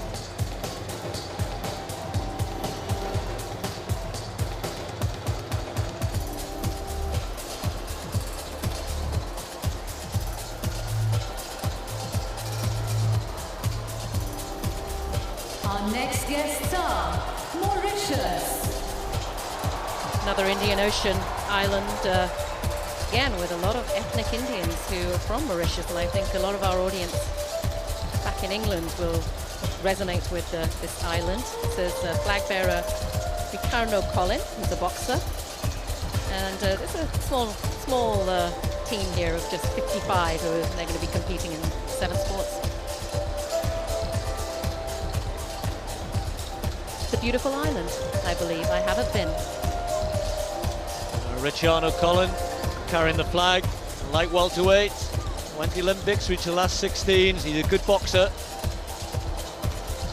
Had some good athletes over the years. Remember Stephen Buckland from Mauritius a few years ago, almost stole the World Championship title back in 2001 when Christian Malcolm was in that race as well. Christian Malcolm will be here for Wales, of course. We'll be seeing them later on.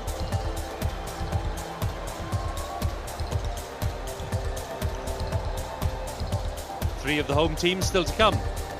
Northern Ireland won't be too long before they come in. And then Scotland and Wales to follow towards the end of this parade. Peter Semper leading the way for Montserrat, one of the Leeward Islands in the Eastern Caribbean. Population there of just 6,000. Please extend a warm welcome to Mozambique. Here's an interesting entrant here, Mozambique, because Mozambique actually has no formal historical link to Britain, but was admitted to the Commonwealth in 1995. One of the athletes, Kurt Kuto, is the flag bearer. He must be a popular lad. He got that job in Beijing as well. A lot of the teams actually vote to decide who's going to carry the flag for them. Some of them are appointed by their officials, but lots of them these days do have a little vote, which I think is right.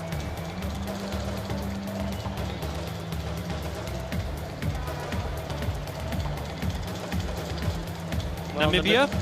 Sorry, Hugh, I was just to say that whenever you see the flag in Namibia, we always think of one person and one person only, Frankie Fredericks, the great Frankie Fredericks. I don't know why you become... Frankie's just... There's always... He has this... The great gets put in front of his name all the time. The great Frankie Fredericks. Lovely man.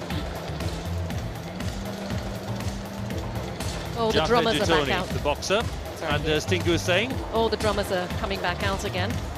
Oh, the tribal drummers here. So as we have the parade of athletes around the rim of the arena, if you like, as Tinker was saying, being filled now with thousands of drummers in the centre of this arena. The Namibians are in. Nauru, being led by Ite Detanamo, who's a weightlifter. Nauru, which was first known as Pleasant Island, became the world's smallest republic in 1968. All their medals so far being in weightlifting. There was a great little story that the new president of Nauru is Marcus Stevens, who's won 7 gold medals in weightlifting, and the weightlifters have said, we're now absolutely convinced we're going to go to every games now with proper funding because the president is behind us, and why not? Well, this is New Zealand coming in, and they'll have a big team here, 191 athletes, and carrying the flag for them. We've mentioned netball on a couple of occasions. This is Irene van Dijk, actually competed initially for South Africa, now over 100 caps in netball for New Zealand, and she was one of the great images of the last games when they beat Australia in the final. The Silver Ferns will be going for another gold medal. And as the New Zealand team come in, I think Sonali has got a couple of the England team members with her down at the trackside, as I'd call it. Joined now by Anthony Clark and Mariana Agathangalu, badminton players for England. What's it like being here for Delhi 2010 inside the Nehru Stadium for the opening ceremony? It's an amazing feeling. Coming to any games and taking part in the opening ceremony is awesome. You know, it's the kick-start to the games. Everybody's dead excited, and obviously tomorrow we start competing, and this is just the start of, you know, bigger and better things to come. It's good that you've come despite the fact that you're competing tomorrow. Yeah, well, hopefully we should be all right tomorrow, and, you know, this is a massive experience for anyone to have, and, you know, it's going to have an impact on how we're going into the games, and we're all just feeling really excited and motivated now, so it's really cool. And everyone happy with the athletes' village now? It's great. You know, obviously there was all the speculation of what it was going to be like, but it's been fantastic. The food's great, everything's as it kind of should be, and you know, we're just ready to compete now. And what's team morale been like? It must be amazing, the atmosphere, now that most people are here. Yeah, it's wicked. Most of the athletes have come now, so the athletes' village is buzzing, and as a badminton team, we all get on really well and we're proper tight, so yeah, we're just going in really positive. Well, the best of luck for the badminton. Enjoy the rest of the ceremony. See you guys. Thank you. Good to hear from some of the England team who've already taken their places here in the Nehru Stadium. The Nigerians joining us now, led by Faith Obiora, who competes in the para table tennis. 3 of the 4 goals picked up in 2006 were by athletes with a disability. Nigeria having a very busy year because celebrating 50 years of independence this year. There was some worry about the para athletes because of the accommodation, but I think they've sorted all those out now.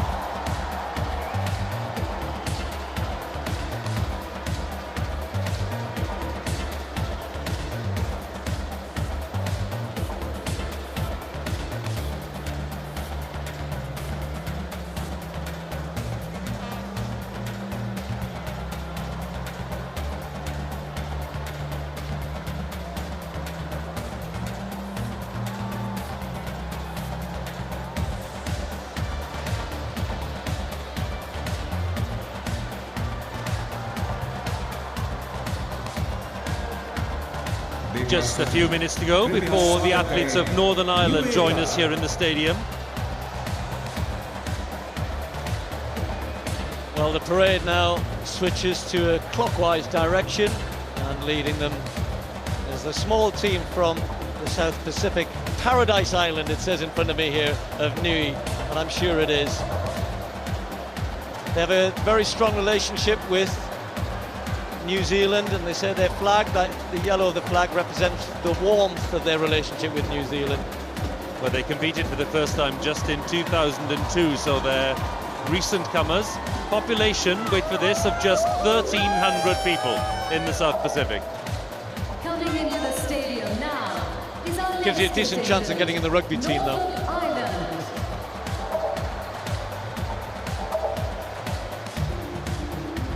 Another nation with a very small population, Norfolk Island, population of just over 2,000.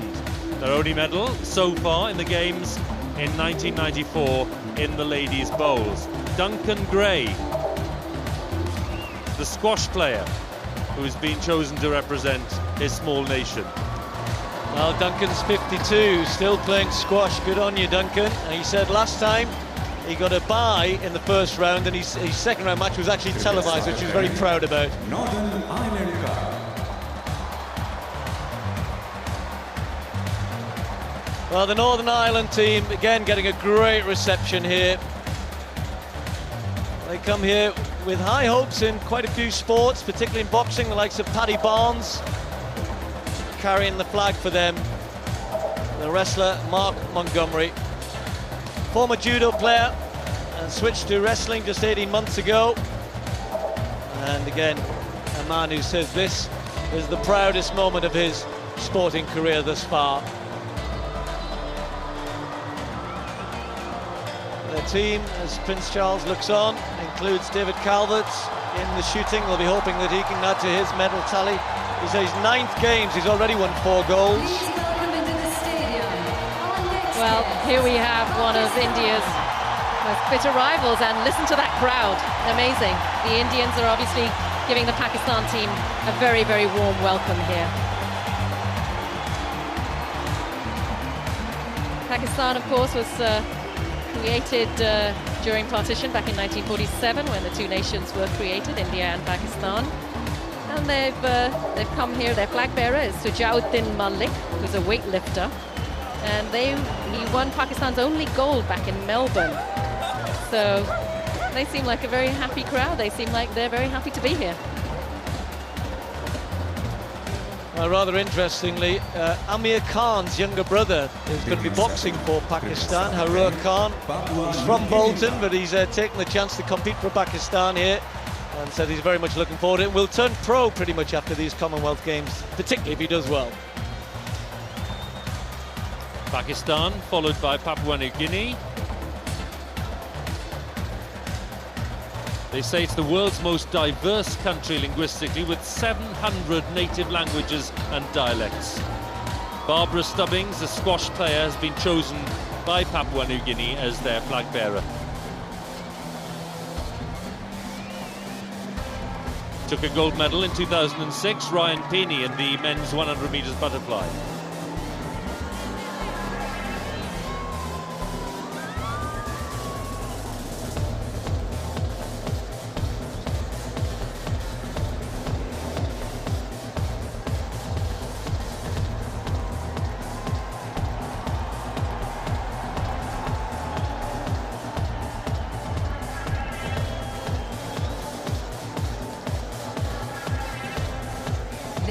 gentlemen, please welcome into the stadium, Rwanda. Here comes Rwanda. We mentioned earlier on Mozambique without any historical link to Britain and yet being a member of the Commonwealth. Well, the same applies to Rwanda, admitted to the Commonwealth just last year. Rwanda, of course, which suffered one of the worst terrors in recent African history in the civil war and the brutal violence in the mid-90s. Good to see them here. Dieudonné Disi of the athletics team representing them and leading his team into the stadium.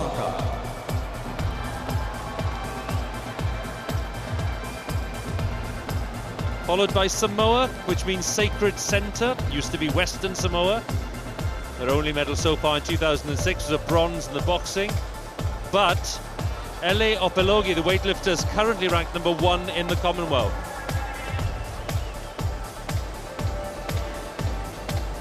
Well, you wouldn't argue with that, would you? She actually just missed out on the medal at the Olympic Games in 4th place. Samoa's Rugby Sevens team, World Series champions, and will be looking to do very well. We're standing by to welcome Scotland. Ladies and gentlemen, please extend a warm welcome to our next guests, Scotland.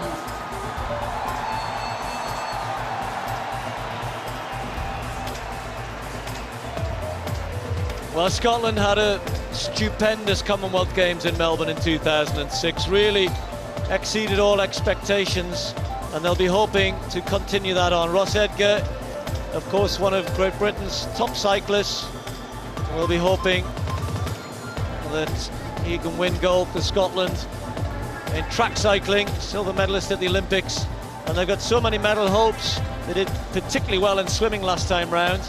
That's the Scottish Sports Minister in the middle of the picture there, waving the flag.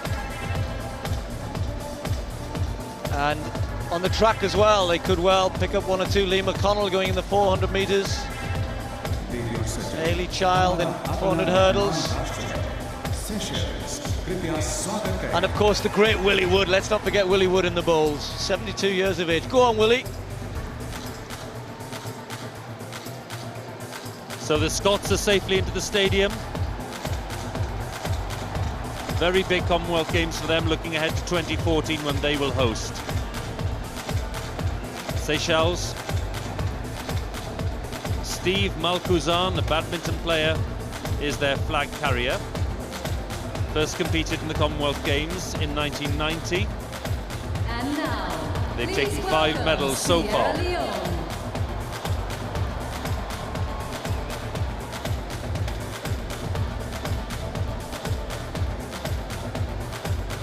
We mentioned Rwanda and the dreadful civil war which they had to go through in the 90s. Well, Sierra Leone also suffered its own atrocities. Very good to see the team here. Athlete Michaela Carbo is leading the team there. Just 19 years of age, will be running in the 100 metres. What a proud moment for her.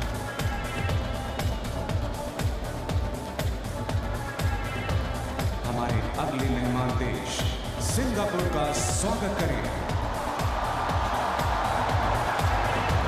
Here we have Singapore. This is a nation that first joined Malaysia back in 1963, but then withdrew 2 years later to become independent. Of course, it's a high-tech island, and the flag bearer is Feng Tian Wei, who's a table tennis player.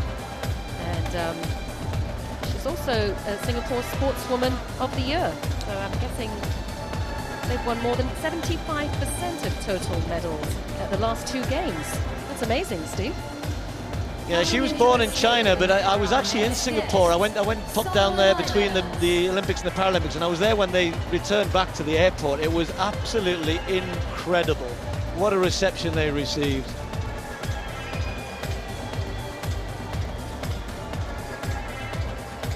The Solomon Islands, being led by a tennis player, Michael Patrick Leong.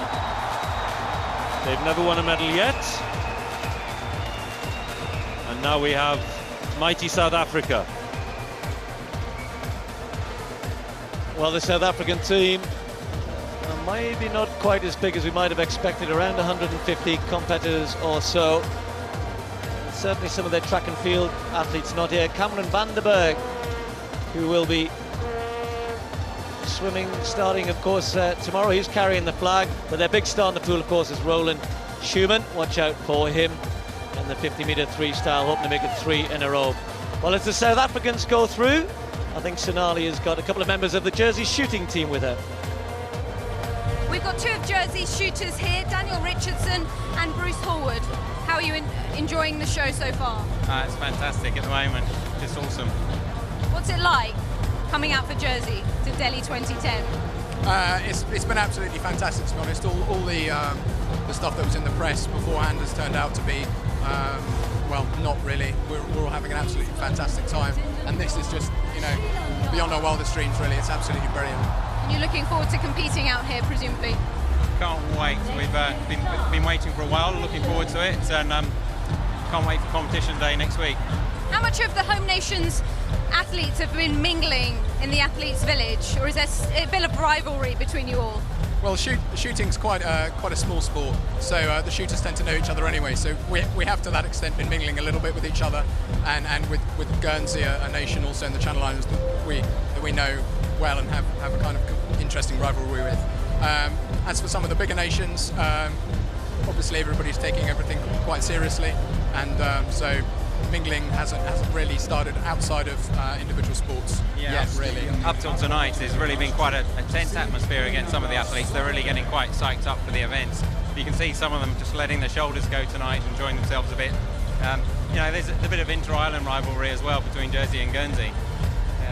I would expect nothing less. Good luck for the shooting event, guys. Enjoy the rest of the show. Thanks, bye. Ladies and gentlemen, please extend a warm welcome. We've already welcomed Sri Lanka and St. Helena. Just mention, Hugh, that Sri Lanka has actually officially bid for the 2018 Commonwealth Games for their port city of Hambantota. So I'm sure they'll be having a look around to see what preparations have been made here in case they win. St. Kitts and Nevis, flag bearer Tanika Liebert, one of the athletes, long jumper, 7 athletes in the team. Sprinter Kim Collins won their only medal back in 2002. He did a great couple of years. He'd actually announced him to the world of 100-metre running. The following year he went on to win the world title in Paris, and that's what the Commonwealth Games can offer you as an athlete, that big step up.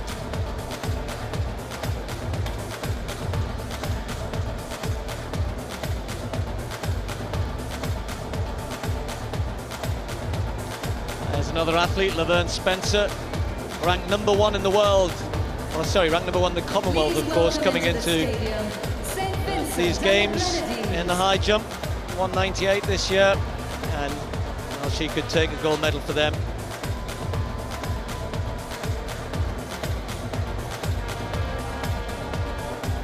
James Bentinck, a squash player, leading the way for St. Vincent and the Grenadines in the Windward Islands.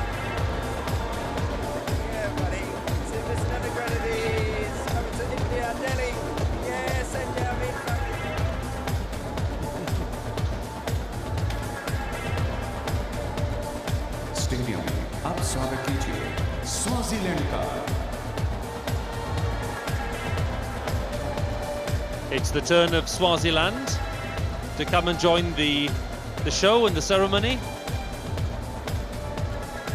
Another landlocked country in southern Africa, between South Africa and Mozambique. One of the world's last remaining absolute monarchies, as it happens. And then another athlete carrying the flag, Sipasili Mdaluli, who could well be running the marathon. I think he hasn't actually run one yet. He's run a good half marathon, and he's run a couple of 5s and 10s on the track, where I'm expecting to see him in the marathon.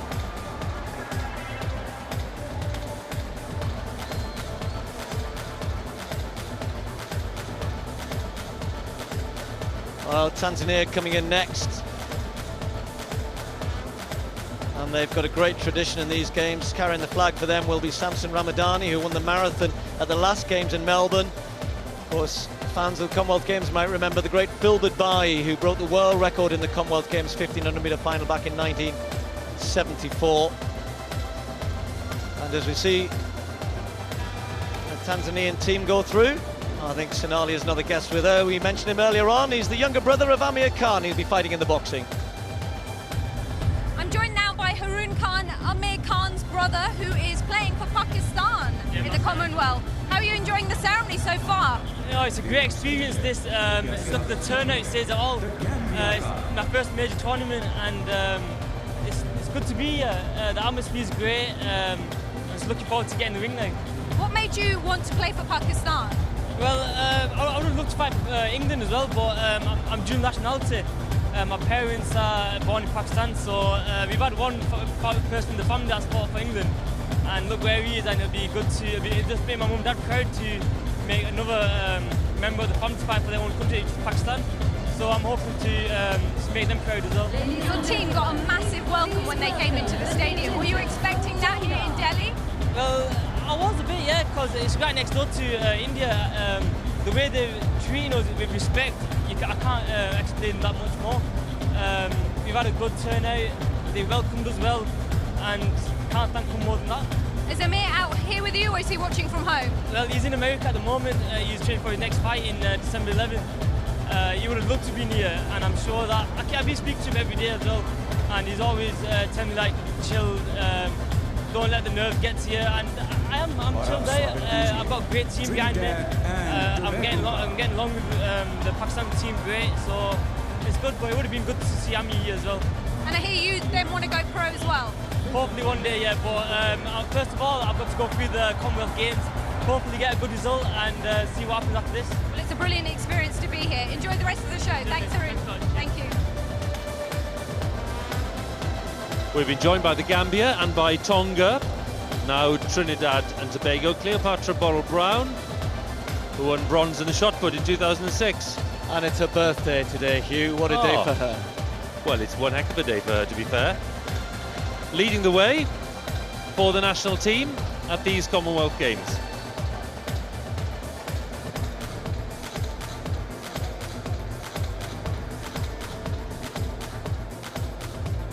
Please welcome our next guest, Turks and the Kickoff Islands. Now, I have a soft spot for the Turks and Caicos Islands, Hugh. My first Commonwealth Games as a 17-year-old in Edmonton in 1978. My coach, Jimmy, flew out, and he ended up getting accredited as the head coach for the Turks and Caicos Islands because one of the officials there knew him well from back home in Jarrow. And Jimmy, well, he was treated like a king, he was, and he had a great time. And so I've always watched out for the Turks and Caicos Islands. On that occasion, I think they had about 3 or 4 weightlifters who all played in a steel band. I'm sure they were only selected because they were all members of the steel band, not because of their weightlifting ability, but they were great fun.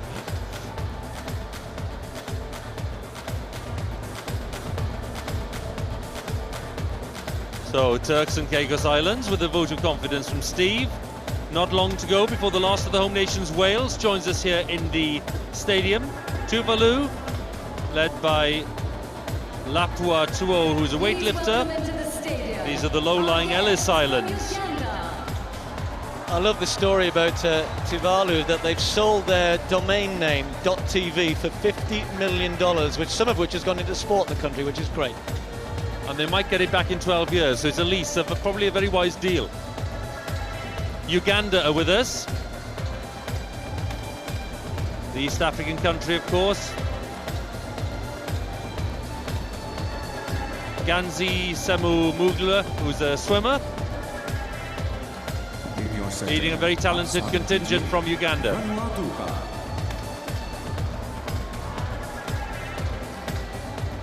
I'm joined now by John Doig, chef de mission for Scotland. What's it like being in this stadium? It's an amazing experience coming here. What amazing spectacle for everybody watching, not only the stadium, the feeling for the athletes coming in here and hearing their name called out and seeing the Saltire going in front of us. You know, it's something they'll remember for the rest of their lives. Does it seem like the drama of the athletes' village has been forgotten now? Yeah, and it's all about this. It's all about the sport over the next 10 days, and we're sure there's going to be some fantastic memories from here, but also those performances you're going to see tomorrow, the next day, and the day after.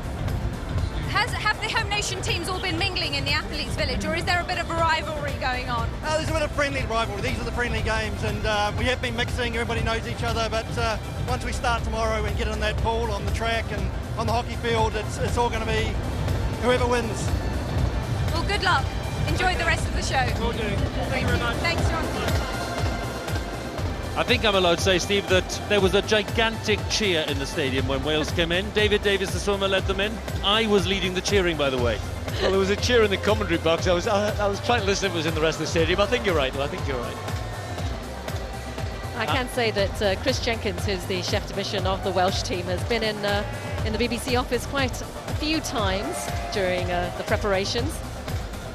At one time I did tell him maybe he should set up an office with us. I have to say, Hugh, that they're looking sartorially elegant, looking very, very nice indeed, very smart. And how do we rate their prospects? Well, in athletics, fantastic. Di Green, 400 hurdles, has gone right up to the top of near the top of the world rankings. Rhys Williams in the same race, Christian Malcolm, the 200, and young Francesca Jones. Watch out for her in rhythmic gymnastics, just 19 years of age. We shall.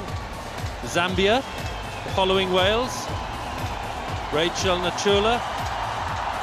I think the crowd is already ready for the next team. We know what's coming.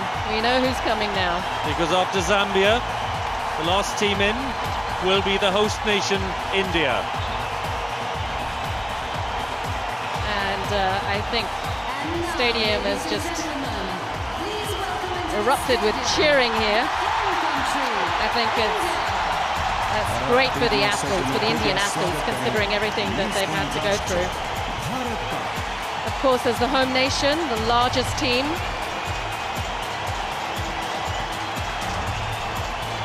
with over 400 athletes, and India's only Olympic individual gold winner of Abhinav Bindra is the flag bearer, and there he is. He's been a very, very busy man, but he's looking very smart in his sherwani. Crowd loving it. There's the Prime Minister, Manmohan Singh. Always a very genteel man. And all the athletes there in their beautiful saris. It's a great moment for them. It's a very proud moment indeed, Teku, and when you think of the problems of the last few weeks and months, you get a real sense here in this ceremony of moving on, setting those problems to one side. There's a real outpouring of pride and enthusiasm as the national team appears.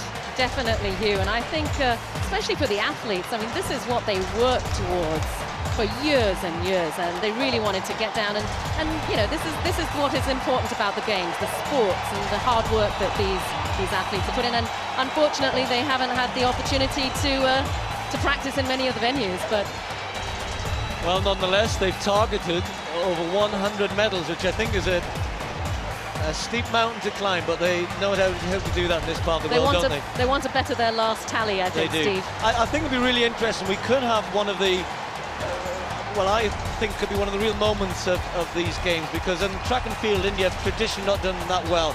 Milkha Singh, back in 1958, the great flying Sikh, as he used to be called, the only gold medalist of the Commonwealth Games back in 1958.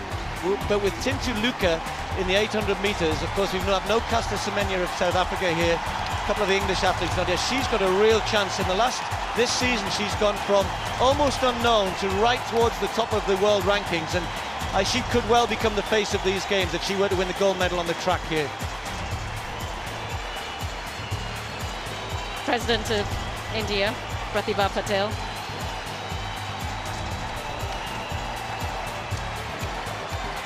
And it looks like the whole Indian contingent seems to be here. So as India make their way in, completing this athletes parade in this opening ceremony of the Commonwealth Games in Delhi, let me tell you that what happens next in this ceremony is that we are approaching the moment where the games will be formally opened. But before that happens, there will be a few brief remarks from the man who's organised the games, Suresh Kalmadi, from the man who's in charge of the Commonwealth Games Federation, Mike Fennell, and from the Prime Minister of India, Dr. Manmohan Singh. And they will all say a few words. After that, the baton relay will take place. The baton, which has been all over the world and which has now arrived in Delhi, containing the Queen's message. That will be presented to the Prince of Wales, and the message will be read. After that, the President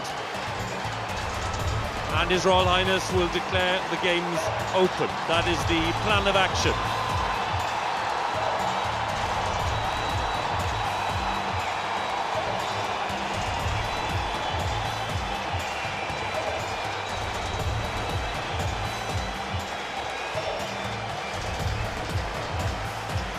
I'm just looking down in front of me here. They're getting a fantastic reception from dignitaries and the crowd alike. And as I said, they've all been designated seats to sit in. I'm really worried there aren't enough seats for the Indian team. It does look to be a very big crowd, Steve. You're right. And just to convey the sense of the response here in the stadium, it is thunderous applause. And of course, that is backed up by these pulsating drums, which have been going now for 50 minutes and adding hugely to the atmosphere. I think this is what the country has been waiting for, and maybe this is the enthusiasm and the excitement that India has really been working towards. Just get on with the games now. I think that's what the Indians have been saying. Sports never have been encouraged much in the country, unfortunately, especially from a young age, and I think there's a real sense that these games will spur on youngsters in the country to take up the various sporting events. Some people at home will be surprised. They'll think, well, Indians love cricket, they're obsessed about cricket. Of course they are. So clearly they are engaged in sport in some ways. Definitely. And during the Football World Cup, I mean, the crowds in the sports bars were enormous. So Indians love sports, they love watching sports. It's now a matter of participating in them, I think, which would be important. Well, with 1.3 billion people, if they do start getting their act together, then watch out the rest of the world. That's Suresh Kalmadi. That's the man who's organised the games. He's taken a bit of stick, I think it's fair to say. He's been criticised for aspects of the organisation, but he's been, well, I think he's been pretty unyielding in his attitude.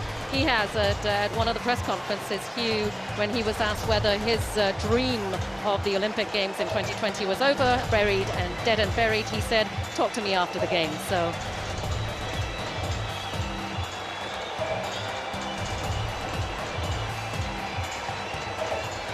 there we see the seats reserved for the Indian national team.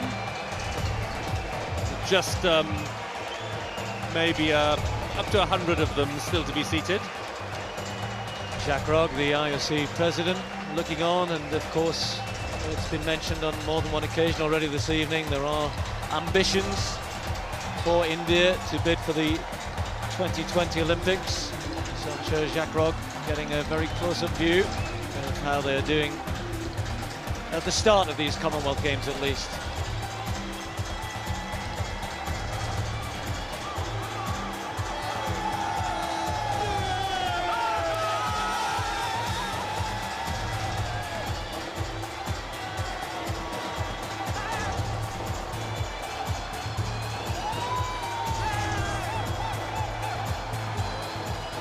Ladies and gentlemen, once again, we welcome the athletes of the Commonwealth to India.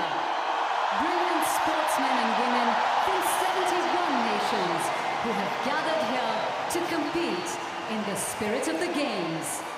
देवी और सज्जन, हम स्वागत करते हैं राष्ट्रमंडल देशों के सभी खिलाड़ियों का सच्ची खेल भावना के साथ. So this is signalling the next phase of this ceremony. As I was saying, some brief words of welcome from Suresh Kalmadi and Mike Fennell and the Prime Minister before we move on to that baton relay and the formal opening. And now, please welcome Mr. Suresh Kalmadi, Chairman Organising Committee, Commonwealth Games Delhi 2010. कृपया स्वागत करें आयोजक समिति राष्ट्रमंडल खेल दिल्ली 2010 के अध्यक्ष श्री सुरेश कलमाडी का. Oh dear, few views there for Suresh Kalmadi. Srimati wasn't the best Pratibha reception. Devi Singh Patil, Honorable President of India. I think he is the man that many Your people Royal here Highness, blame for all the Prince mess that's Charles, been seen around the world. Prince of Wales, and the Duchess of Cornwall, His Royal Highness Dr. not Manmohan impressed Singh, with the Honorable booze, Prime maybe? Minister of India, Mrs. Sonia Gandhi, Chairperson, National Advisory Council, all the visiting heads of state, Honorable Michael Fennell, Commonwealth Games Federation President, and all members of the Games family, Count Jack Rogge, President, International Olympic Committee, and all the IOC members. Your Royal Highness Prince Edward, Earl of Wessex, and Vice Patron of the Commonwealth Games Federation, former President Dr. Abdul Kalam Azad, group of ministers headed by Shri Jaipal Reddy, Minister of Sports Dr. M.S. Gill, and all the cabinet colleagues of his and officials of the Government of India, Secretary General of the Commonwealth, Mr. Kamlesh Sharma, my fellow members of Parliament and leaders of all political parties, Mr. Tejendra Khanna, Lieutenant Governor of Delhi, Mrs. Sheila Dixit, Chief Minister of Delhi,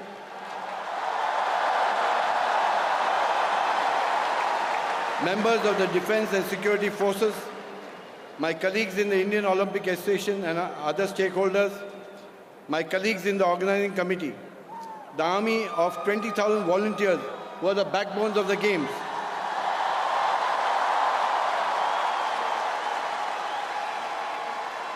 All the media from India and abroad, the artists who are performing here this evening, especially the thousands of school children,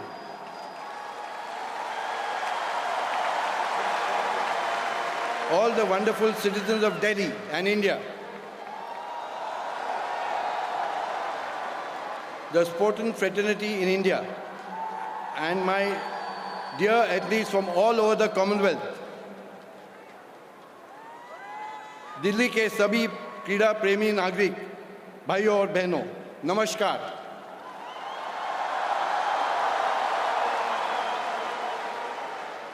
Seven years, 70,000 hours of effort, the glare of the world cameras, hopes and aspiration of 1 billion, and the determination of a rising superpower.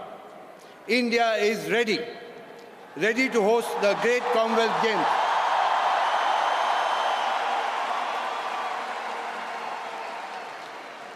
For us in the Indian Olympic Association, the dream was to make India a sports-conscious nation, one that embraces all sports with fervor and passion. It has been 28 years since India's iconic leaders, Srimati Indira Gandhi and Shri Rajiv Gandhi, inspired the hosting of the Asian Games.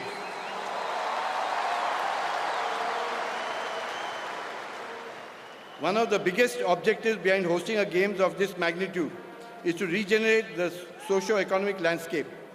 India is already the second fastest growing economy in the world. Many trade and business delegations are already here for the Commonwealth Business Club meetings. We expect the Commonwealth Games to contribute significantly to our economy. Over the past few years, we have worked hard in planning, preparing and putting the Games together. There have been delays and many challenges, but we have been able to rise above them all.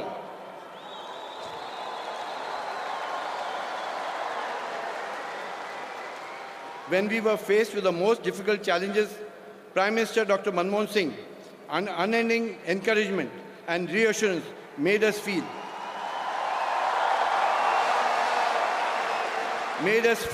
yes, we can.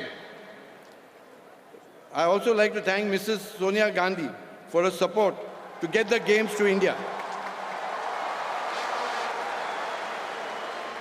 I am also thankful to then Prime Minister Mr. Atal Bihari Vajpayee for backing the bid to host the Games,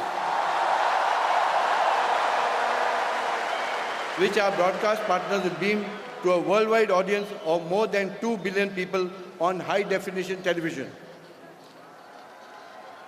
Despite the adverse publicity about security, health, infrastructure, and heavy rains, all the Commonwealth associations have stood by India. As Delhi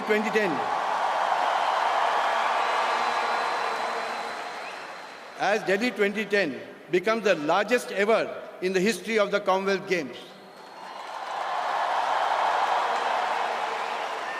More than 6,800 athletes and team officials from all the 71 nations and territories of the Commonwealth. And I repeat, all the 71 nations have showcased their faith in India by confirming their participation.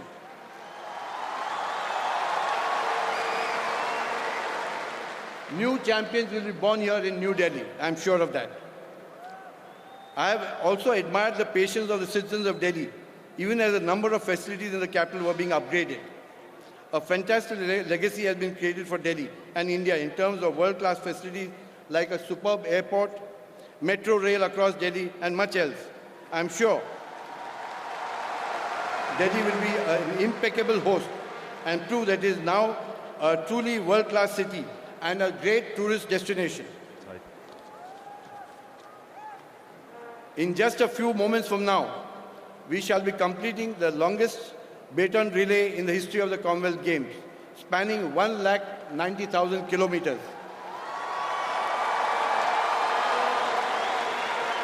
It has been a superb ambassador, even as it united peoples and spread the message of sports, peace and harmony, epitomized by the father of the nation, Mahatma Gandhi.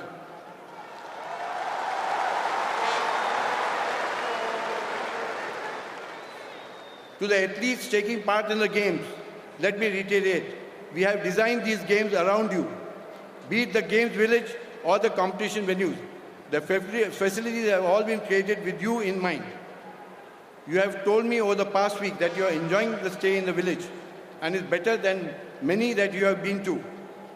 I have always believed that while you come to Delhi as friends, you will go back as family.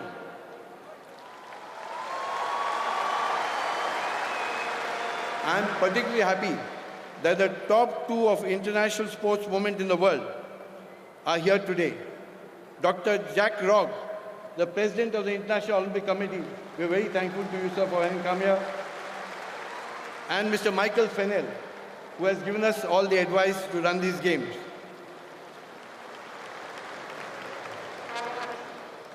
Thank you, dear athletes, for being here and for getting ready to showcase your amazing talent and skills to the world.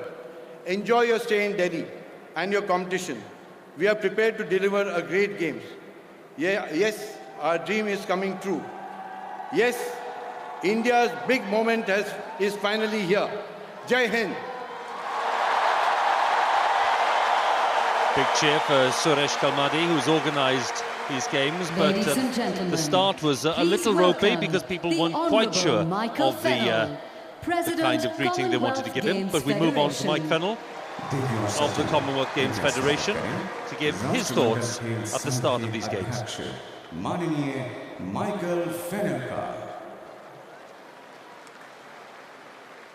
Your Excellency, the President of India and your husband, Your Royal Highness the Prince of Wales and the Duchess of Cornwall,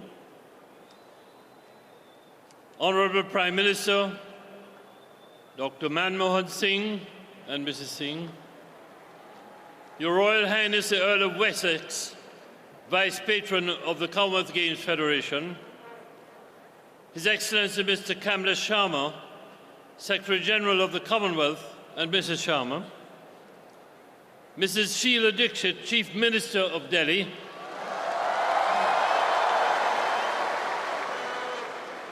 Your Royal Highnesses, the Minister of Sport, Dr. Gill,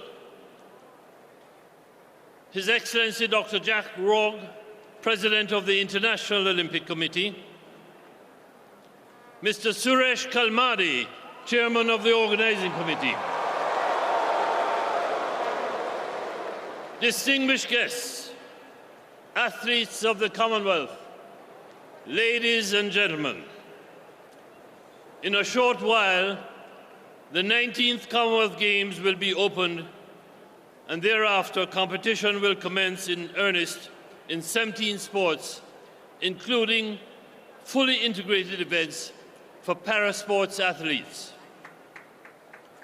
Over the next 11 days, we will witness the finest athletes from 71 countries and territories of the Commonwealth competing for glory, not only in pursuit of medals, but also to achieve their best in the true spirit of friendship and sportsmanship. The preparations for these games have been filled with many challenges, and it is our hope that over the next 11 days, we will focus our attention on the competitions and the athletes in their quest for victory and glory. It is also our hope that all athletes will exemplify the qualities of fair play, tolerance, and respect for all on and off the field of play in these friendly games. The Delhi 2010 Organising Committee has worked tirelessly for many years in preparing for these games, and we commend them for their efforts and the magnificent support they have received from the governments of India and of Delhi. We would also like to acknowledge the invaluable support of the many sponsors for their contributions and assistance. I must at the same time recognize the over 15,000 volunteers who have committed their time and skills to providing invaluable assistance to the participating delegations and in numerous other areas, with one common aim in view: the success of the Games. To the people of Delhi, you have welcomed us to your country and to your city with your traditional warmth and fine hospitality.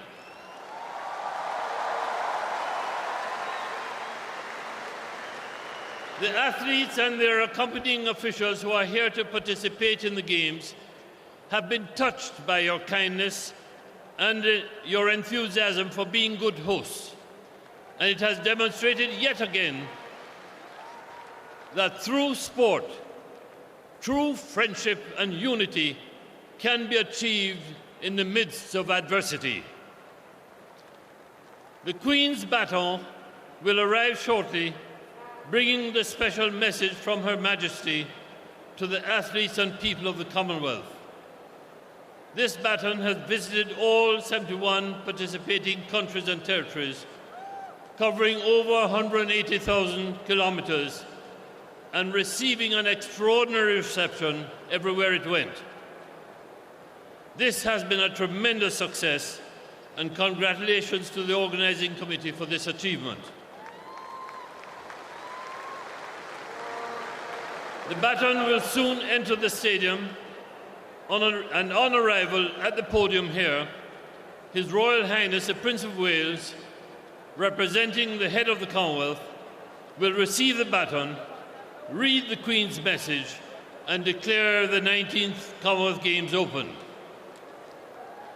Let us tonight, therefore, join hands in celebrating this opening ceremony of the 19th Commonwealth Games, with the hope and expectation of 11 glorious days of sport, with over 4,300 of the finest athletes from all parts of the Commonwealth who have one common desire, and that is to do their best for their country, for themselves, and for all the Commonwealth. Thank you. That was Mike Fennell, who's president of the Commonwealth Games Federation. Please welcome the Honourable Prime Minister of India, Dr. Manmohan Singh, who will now address the audience. देवी और सज्जनों, कृपया स्वागत करें भारत के माननीय प्रधानमंत्री doctor Manmohan Singh का, जो अब दर्शकों को संबोधित करेंगे।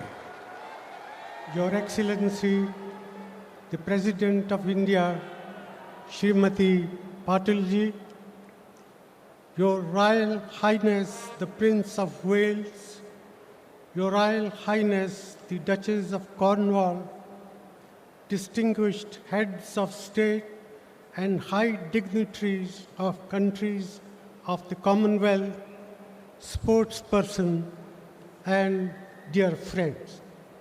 welcome to India. Welcome to these games. The people of India are delighted to host the 19th Commonwealth Games in this historic city of Delhi.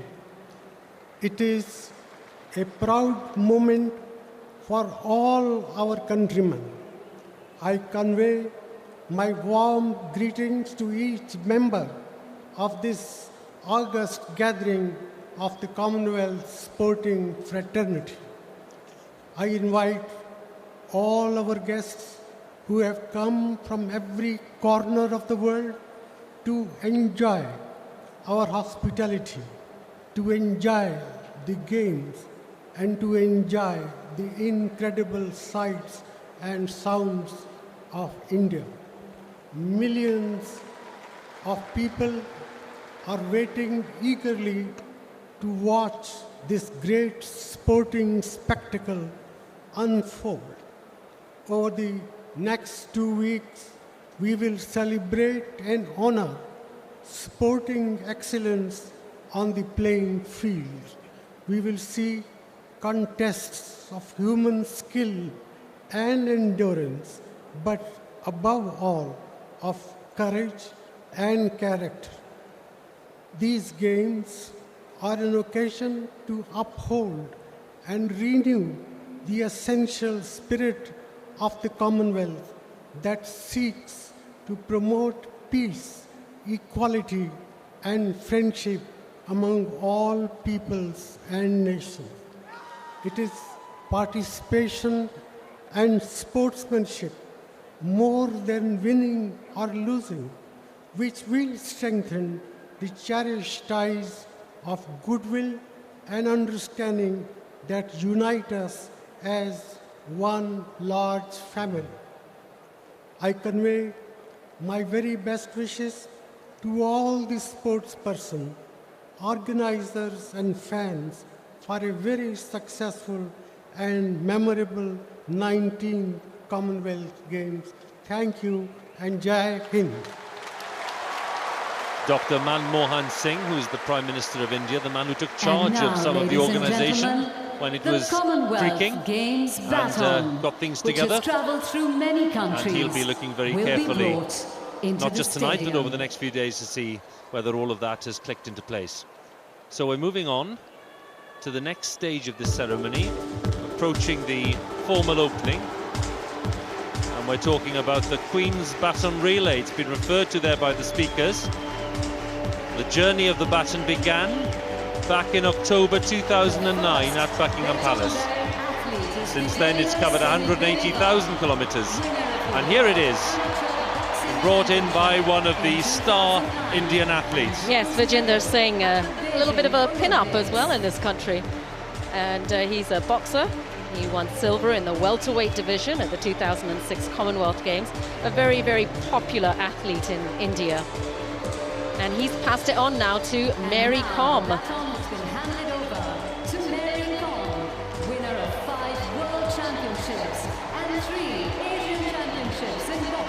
Of course, women's boxing will be held in 2012 for the first time in the Olympic Games. Mary Kom is a mother of two, very successful as well, and she's hoping to win an Olympic gold in the next Olympics as well. The baton is now being carried by air pistol expert Samresh Jung, winner of the David Dixon Award for the best athlete of the Games at the Commonwealth Games in Melbourne. As the nickname of Goldfinger does Samresh. And he won the David Dixon Award for his outstanding contribution to the Games in Melbourne, actually. And his wife is also a shooting, takes part in shooting and has won a gold medal. Now we have Sushil Kumar, an Indian wrestler.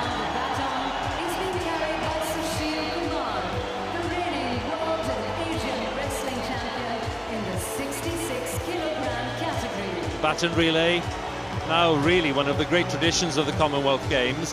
Hasn't been from the start, because this tradition began in 1958 in Cardiff, and it's gone from strength to strength ever since. It symbolises, I suppose, the gathering of people from across the Commonwealth. It's been to every nation and territory, 71 of them, on its way here to Delhi. And of course it brings with it the Queen's message, which was sent from Buckingham Palace, which will be read by the Prince of Wales to all the athletes taking part here. Yeah, there are so many of the athletes who've been sitting watching have gone out to take pictures and to get close to the Queen's baton, that I'm not sure he's finding a way through. Now they're starting to part for him. The Indian athletes there. Well, he's a wrestler, he should be all right. He's a wrestler, exactly. Should be okay.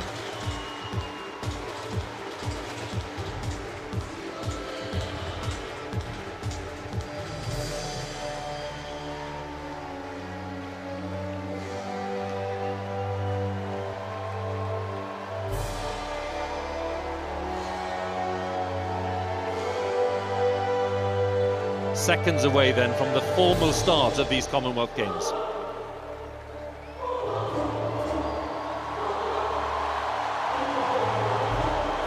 Safely delivered to the Prince of Wales, who will now convey the Queen's message.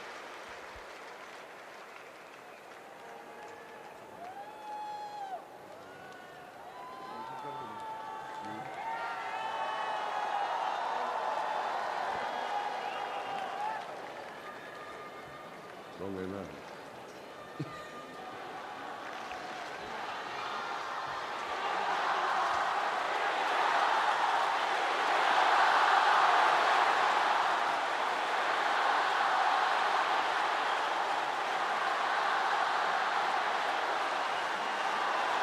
Ladies and gentlemen, His Royal Highness, the Prince of Wales, will now read the Queen's message. देवी और सज्जनों, His Royal Highness, the Prince of Wales, अब England की महारानी का संदेश पढ़कर सुनाएंगे. Madam President and Dr. Shekhawat, Prime Minister, distinguished guests, ladies and gentlemen, my wife and I are so pleased to be able to join you here in Delhi, where I have been asked by the Queen to represent Her Majesty at this splendid opening ceremony for the 19th Commonwealth Games. The Queen has asked me to convey the following message. Just under a year ago at Buckingham Palace, I placed this message in the baton, which then began its long journey to the opening ceremony of the 19th Commonwealth Games in Delhi. On its way, it was carried by relay runners through all the territories of the Commonwealth as an invitation to participate in these games. It is particularly fitting that the 2010 Commonwealth Games are being held in India.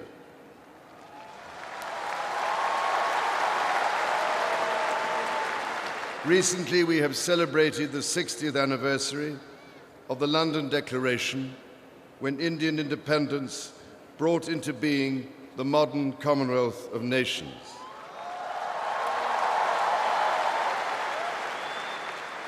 Since then, it has grown from just under 8 member countries to its present membership of 53, represented here today by the 71 Commonwealth nations and territories participating in these games. I firmly believe that when countries can compete in sports together like this, it serves as an inspiration to all nations to work together for peace throughout the world.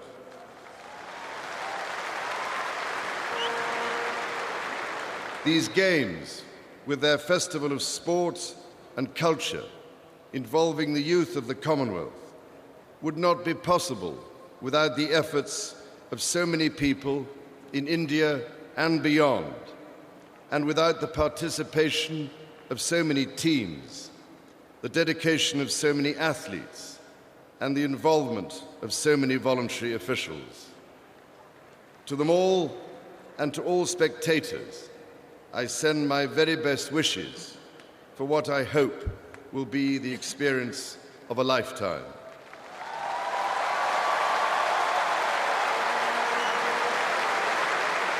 Madam President, ladies and gentlemen, I have much pleasure in declaring the 19th Commonwealth Games open.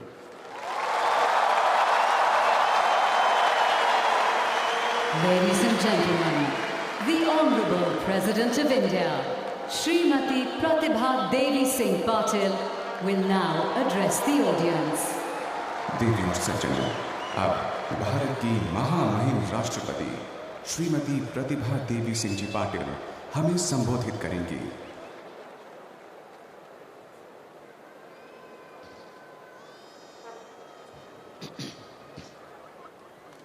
His Royal Highness, the Prince of Wales, and Her Royal Highness, the Duchess of Cornwall, President of Maldives, Prince of Monaco, President of Nauru, Governor General of New Zealand, distinguished guests from all foreign countries, Prime Minister Dr. Manmohan Singh ji, former President of India Dr. APJ Abdul Kalam,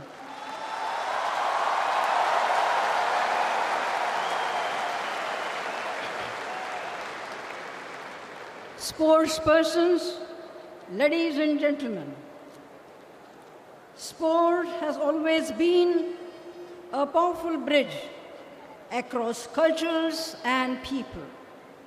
At the 19th Commonwealth Games 2010 Delhi, we shall see this come true one more time.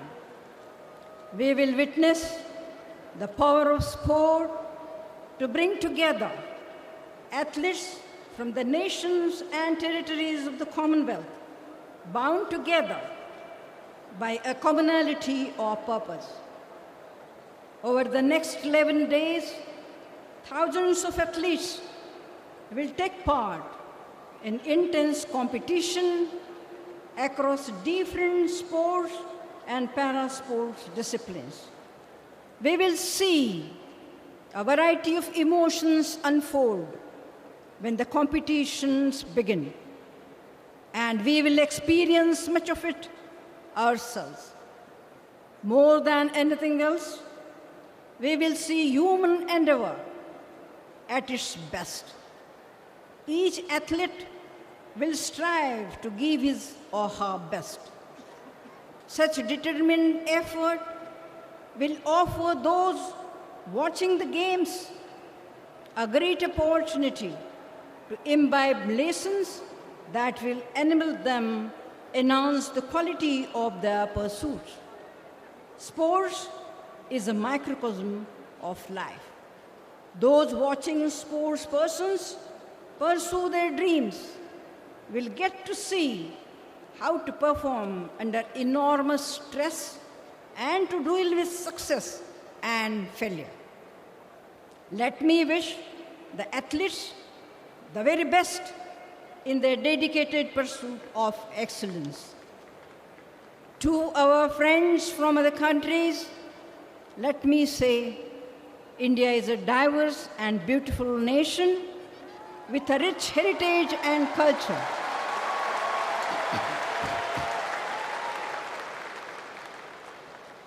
I am sure you will experience it in all its hues and cherish it. To my fellow Indians, I would like to say, let us use this opportunity to showcase our legendary hospitality while we enjoy the celebration of sport in our country. Commonwealth खेलों के शुरू होने के अवसर पर मैं आप सभी को अपनी शुभकामनाएं देती हूं। मेरा विश्वास है कि खिलाड़ी इनमें पूरे जोश से भाग लेंगे और दर्शक उनके अच्छे प्रदर्शन का आनंद उठाएंगे।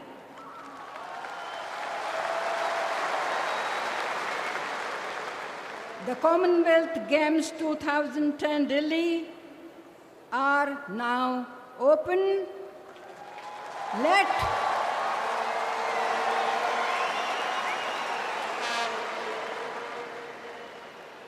Let the games begin.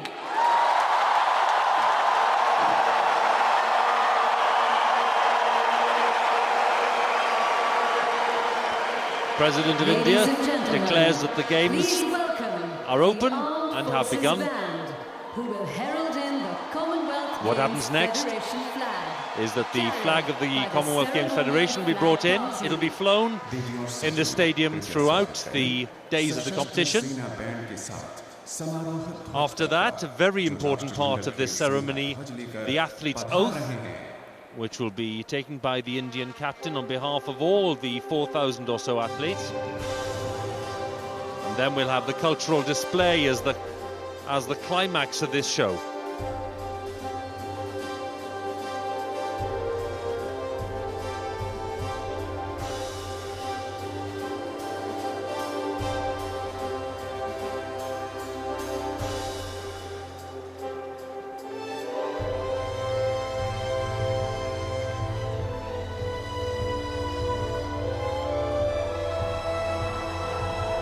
Military band from the combined services of the Indian Army, Navy and Air Force.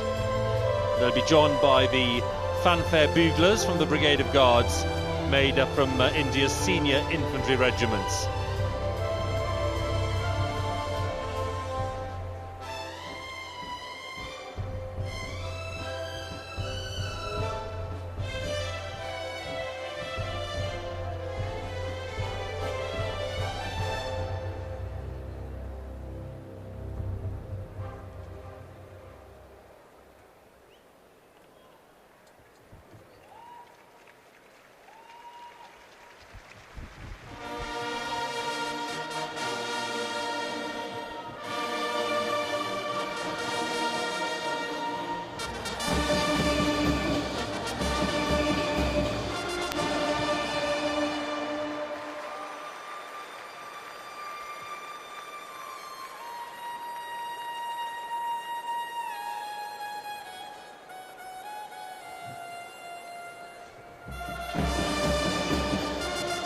We see the flags of the 71 nations taking part being brought in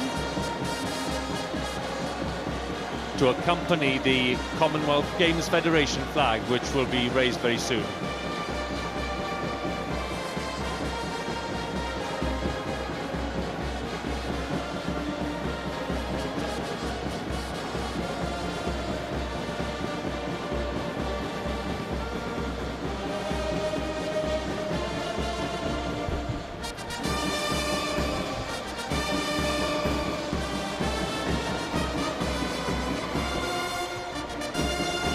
The flag party making its entrance just on the left there.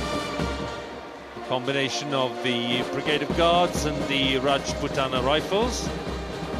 The Rajputana Rifles, India's senior regiment, formed in 1921 as part of the British Army, and since its formation the regiment has been awarded no fewer than 6 Victoria Crosses.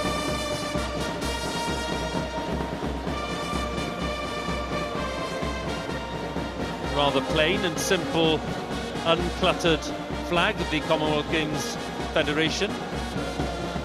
Central feature of which, as we'll see, is a black bar, a plain bar, which the organisers tell us is meant to signify the efforts of all the contestants to raise the bar in sport, to raise the bar of standards, and to participate in the right spirit.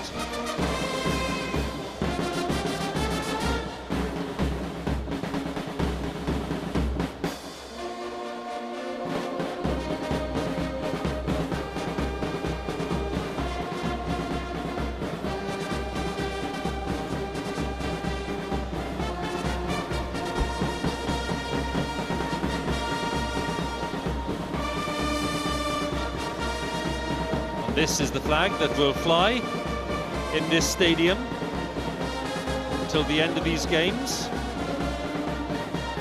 roughly a fortnight's time. And then when it's taken down in the closing ceremony, it will be handed to those whose responsibility it is to be the host for 2014. And of course, I'm talking about the people of Glasgow.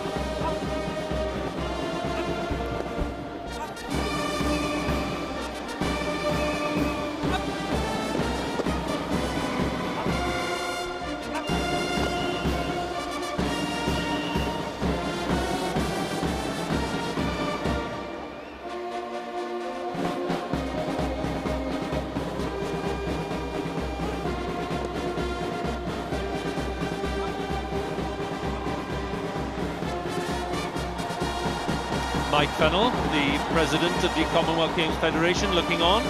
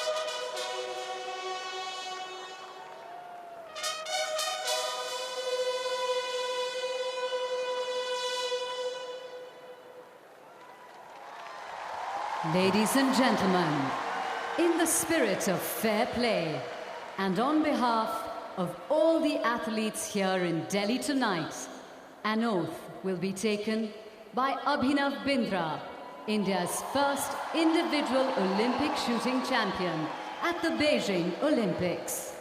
देवियों और सज्जनों, सच्ची खेल भावना के लिए यहाँ दिल्ली में एकत्रित सभी खिलाड़ियों की ओर से It's a very still and humid evening here in Delhi, so the flags are not fluttering at all. There's no breeze at all here this evening. It's very close and very humid. What we're now going to see is one of the big Indian stars taking the oath on behalf of his fellow athletes. Flag bearers and the athletes marshals have reformed, and all eyes on the man who'll deliver the oath.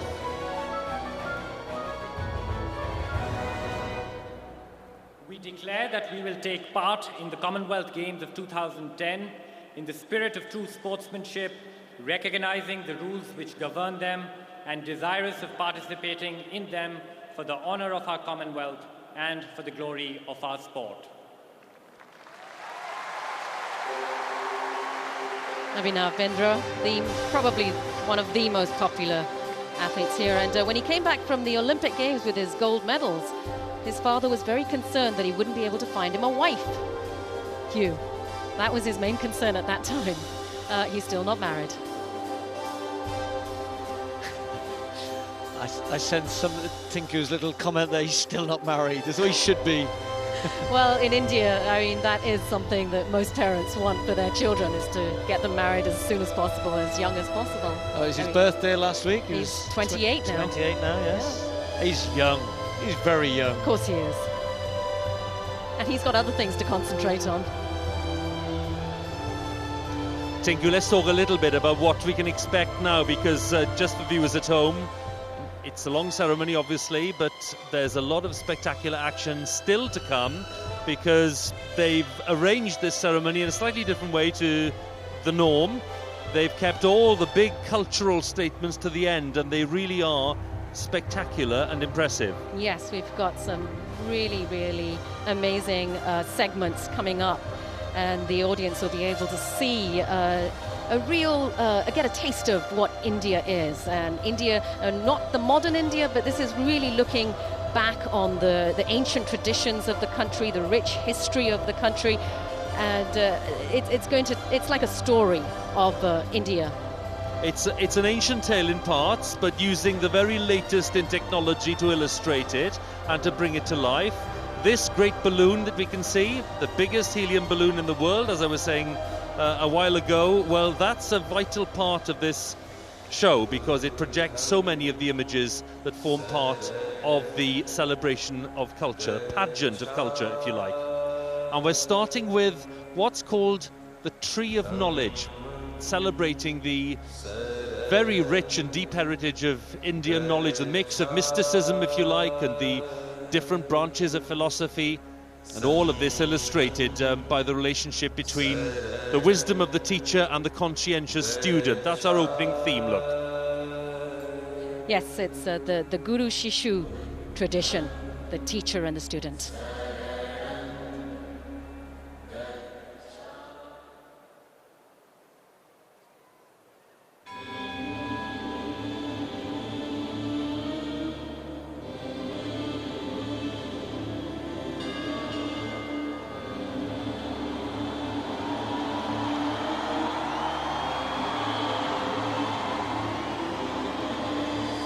Just the first stage in a spectacular staging.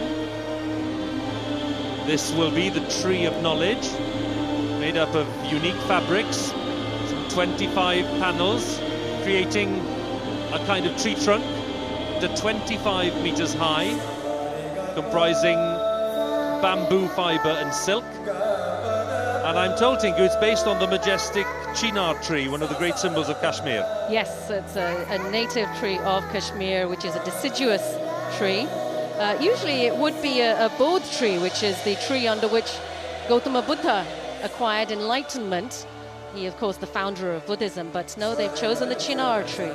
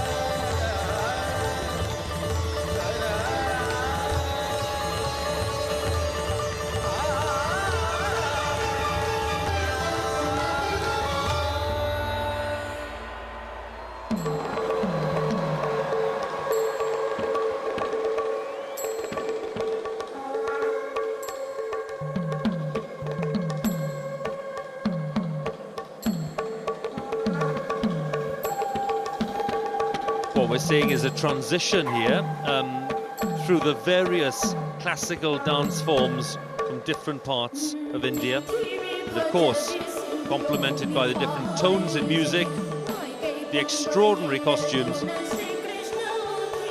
and the pace of the dancing itself. Yes, there's Odissi dancers, Bharatanatyam and Kathak, which are the most popular and well-known of Indian dances, of course. But now on stage at the moment we have the Manipuri dancers. This is one of the most northeastern states of India, and it's really a state which is more akin to Southeast Asia in their traditions, their culture, their food, and even the way they look. So it's great to see the great variety of Indians here.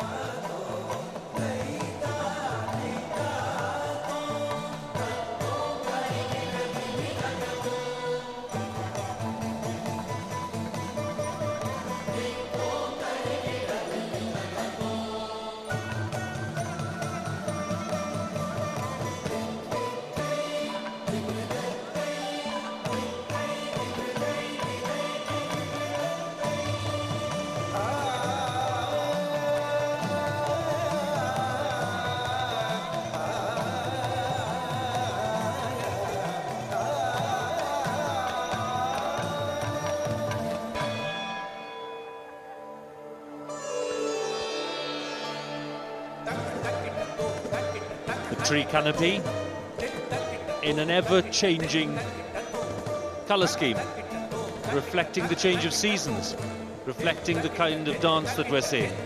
We've moved from the Mohinattam dancers to the Kuchipudi dancers. Kuchipudi dancers in pink, and the transition of the seasons is also being reflected on the balloon, and therefore the colours of the 6 seasons that are celebrated in Vedic traditions. For those not familiar, the 6 seasons are? Of course, the normal 4, which is the summer, spring, but then there is a late autumn and an early autumn, and of course monsoon, as well as winter. Monsoon, we've heard quite a bit about the monsoon in recent weeks. Yes, I have never seen so much rain in Delhi in the time that I've been here and the years that I've been visiting.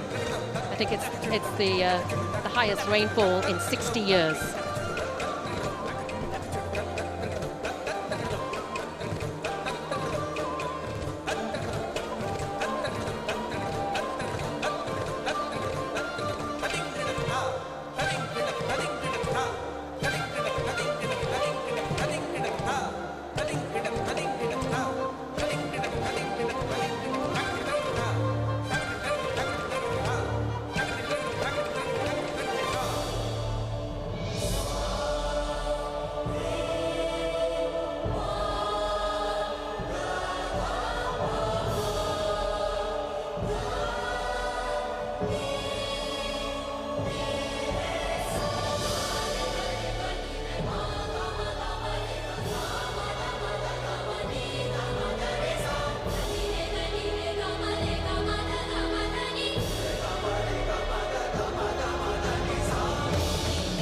That is the cue for all the dancers in all the forms and traditions to dance together to bring this dance performance to an end.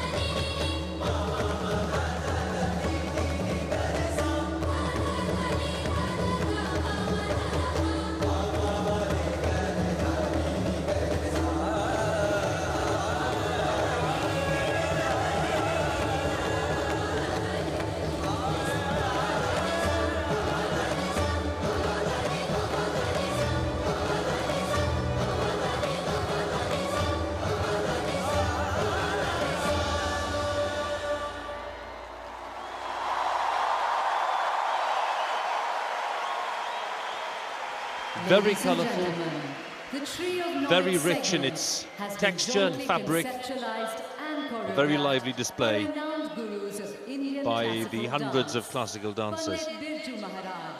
And as they pay tribute here in the stadium, just worth pointing to what's coming ahead, Tinku, because we're delving into the philosophy of ancient India, but a philosophy that is shared by many people back home in Britain. It is, of course, the teaching of yoga. Yes, yoga has become very popular globally now across the world, and it is very integral to the lives of many Indians. And you'll see this in the parks and in people's homes, early mornings, crack of dawn, they're out there doing their asanas and their meditation. It's very, very integral to Indian society still. But it's also pertinent in a sporting world. Many sporting people actually do perform yoga. Ryan Giggs is a great exponent of it and says it's one of the reasons he's had such a long and fruitful career. Well, it's said to build your mental prowess as well as your physical, so... Well, those in the know telling us to watch out for this display because there will be some very impressive exponents of yoga here as part of this performance. The yogic way of thinking, of course, and living regarded as, well, the pinnacle of physical perfection, but athletic prowess, but also a balance, a union of the body and the mind and the soul. That is the secret of the success of yoga.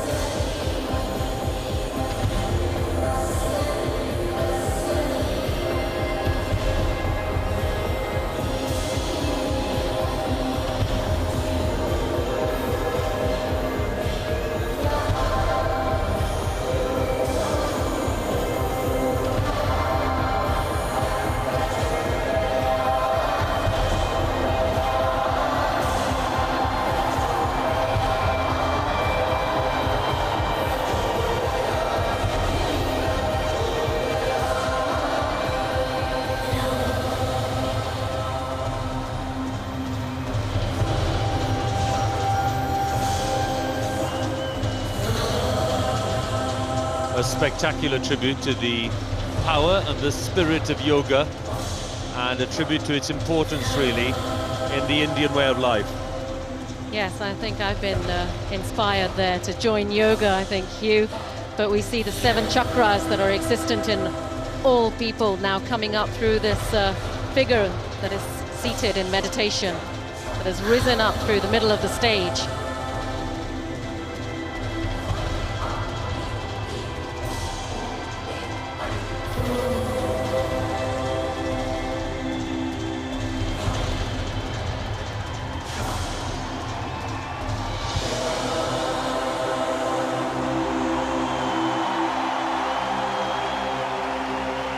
Very spectacular show there.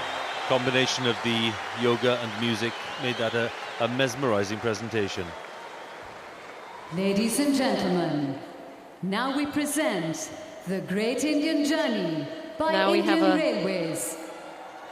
Indian Railways is a very apt thing to mention here, Tinku, not least because we're starting the Great Indian Journey with the representation of a train. And of course, the train and the railways really at the heart of modern India. Yes, this is the mode of transport that is used by millions of people across this country to get from one place to another. It is the cheapest mode of transport to get across this huge country. And it's the most ubiquitous, I'd say. And it is the best way to see the country. Really, I mean, it's great. And if you just sit in an Indian train, you will be fed, you will have people joining you in conversation, they'll ask you your whole family history. It's a fantastic way to see the country. Well, very soon, the big audience here in the Nehru Stadium in Delhi will be treated to this representation of a train with many carriages, I think it's fair to say, all of the carriages representing different aspects of Indian life. Some of them playful, some of them a little more serious, but it is very well done. And some of those taking part in this Great Indian Journey, those who will be surrounding the train, are now making their way into the arena itself. If you've seen a train here, you'll know that they are many, many carriages. They go on forever. And long trains, Tinku, mean very long platforms, as we discovered. Very long platforms, and it's needed. Like I said, there are millions who travel on the trains every single day. In fact, you have to book way in advance to get tickets on some trains and some routes. But this is also a very fun segment. And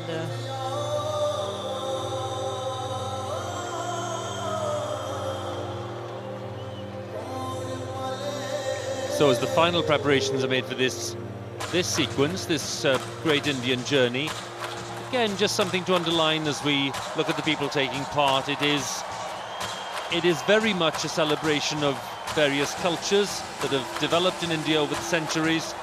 The fact that India successfully blends its multi-ethnic, its multicultural identity. That's what we're celebrating as this great train makes its way in.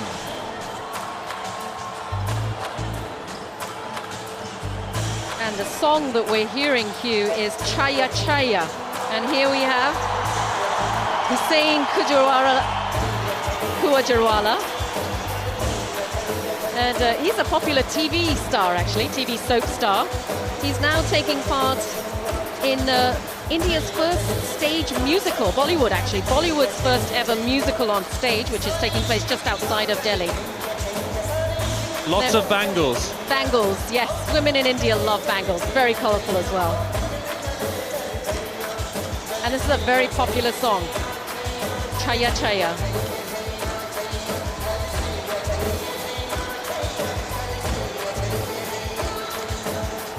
So there we have the bangle shop. We caught a quick glimpse there of the bicycle shop to the cycle shop, which of course again is one of the most popular modes of transport. It's cheap and it's easy and it gets you around. Do you know what I like about this section we're going to see as well? It puts across just an element of the chaos you find, and I mean that in the nicest possible way. Delhi is an exciting, vibrant place, and the whole nation is. And when you travel around the city, particularly on an evening, this is the kind of atmosphere that you feel. And there's music around, there's people enjoying themselves, there's colour. And it's something that's really hard to convey. And as I said, I use that word chaos in a really nice way, and it's really exciting. Well, Indians like to think of it as chaotic order. There's the cycle shop. We've already caught sight of the moving walk. The bangles once again. Shah Rukh Khan atop probably the biggest Bollywood star there, a cutout of him on the side of the trains. In fact, he took part in the film from which this song is taken, and he is on top of a train dancing and singing. There we have a wonderful combination of the great expanse of the balloon and probably the most colourful, the most lively display we've seen during this pageant. And almost every mode of transport represented. I think the little tuk-tuks are down there as well, which are our favourite way of getting around town. I know Hugh was a little bit reticent about getting in them, but I think you finally did. I got in and I just clung on for dear life. It was fine. I survived. If it's good enough for James Bond, it's good enough for you. I think somebody actually fell out of one of those. Look, that's a nice little car, the ambassador car, with all of the megaphones above it and all of the loudspeakers, and that represents really, again, one of the great icons of Indian politics. Politicians are now moving on to more modern cars now, BMWs and Audis, but definitely the ambassador is the car that symbolises a lot of India in the past, and especially after independence. And it's a sturdy car. Gets you around the potholes.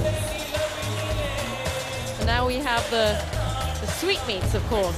Indian sweetmeats are traditional, especially if you're going to visit people's homes. You will take sweetmeats along, and you're expected to eat them as well.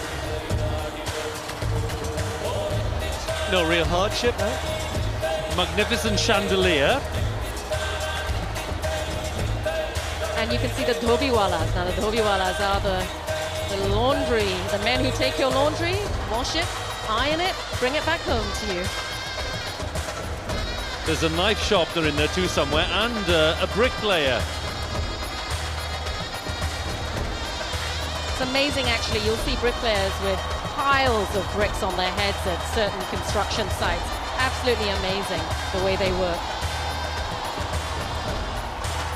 And a quick glimpse of some Indian spices as well, which we've all been enjoying in the time we've been here already. There's a dhobiwala.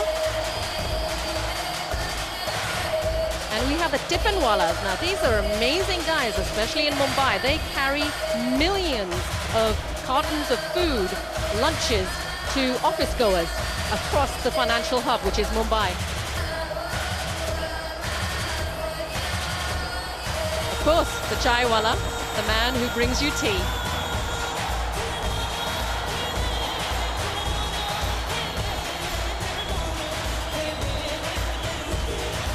On my last trip to Delhi, I came home with caramel tea.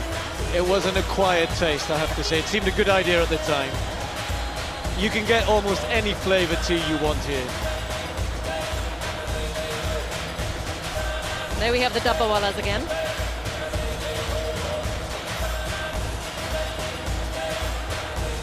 And they're all coming together into a bazaar or a market, which again, very, very common across this country.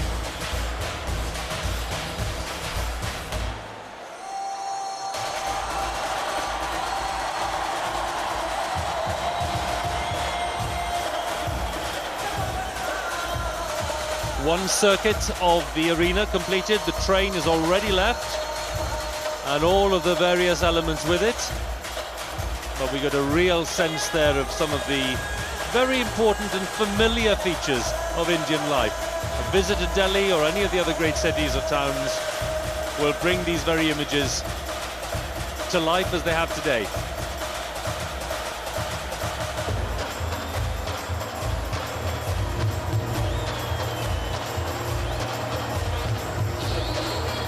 And a real sense, think you hear, of this ceremony building now to its climax. We've had the formal opening of the games, we've had the speeches, we've had all the declarations of intent and all the clapping on the back.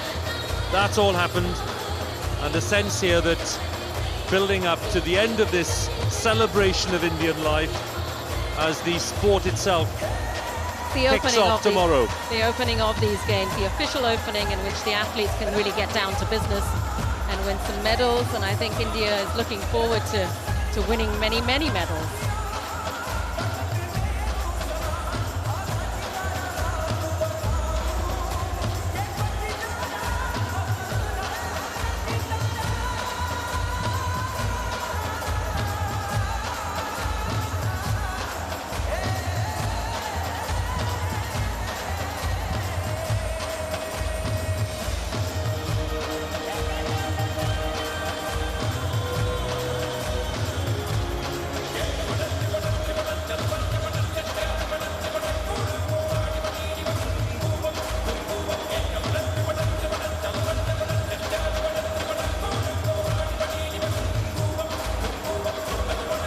Looking at this great scene here and all the colour and the great statement of Indian culture in all its forms, you do make the automatic comparison with Beijing 2 years ago, which was on a grander scale, I have to say, and maybe a little more technically detailed, but you really have to salute the ambition here, which is every bit as ambitious as that show in Beijing 2 years ago. And I think many of these artists and performers are common men. They're literally from poorer families who are really enjoying the moment. It was an important day yesterday. The people celebrating the birthday of Mahatma Gandhi, the father of the Indian nation. It was a national holiday across the country. The promoter of self-reliance, of course, and independence from British rule. And here we have a tribute to Mahatma Gandhi. Yes, here we have this well-known sand artist, Sudarshan Patnaik, and some of his colleagues who are going to basically draw the life of the Mahatma in sand.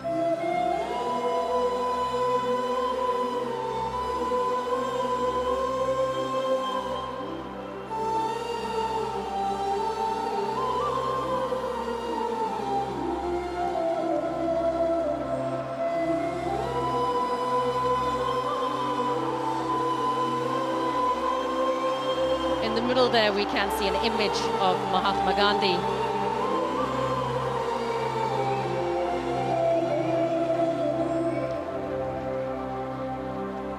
And the images which are being drawn in the sand on a slab of glass, just on the floor of the arena, they're being projected then very effectively onto the balloon itself, so that everyone in this stadium can see this progression of images, because it's not static.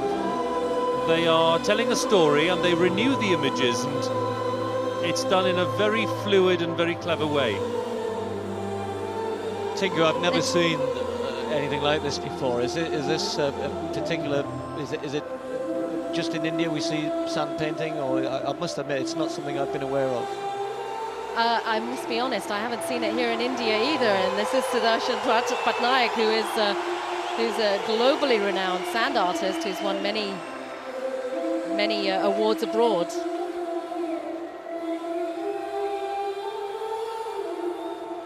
Those sand sculptures are very popular on the beaches of India.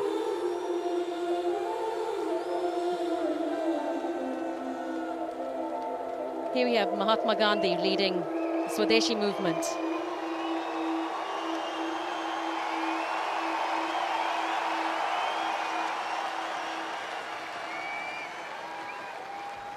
And now, let us celebrate with the vibrancy and color of folk culture from across India.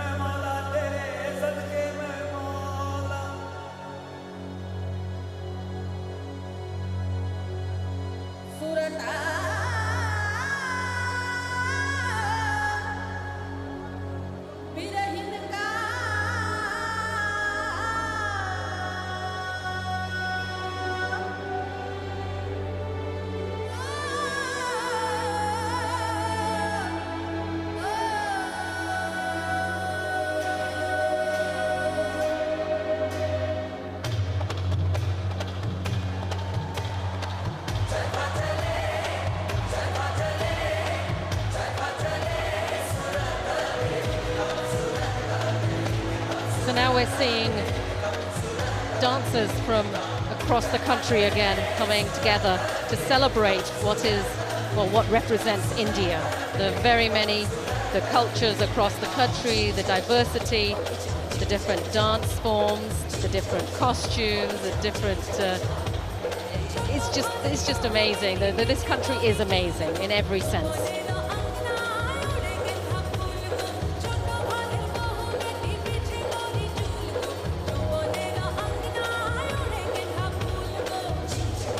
There we have peacocks as well. Peacock, of course, is the national bird of India.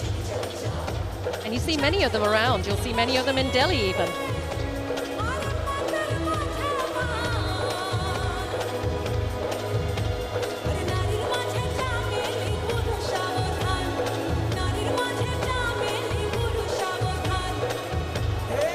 There's the Bhangra dancers, of course. Many of our viewers will be familiar with them.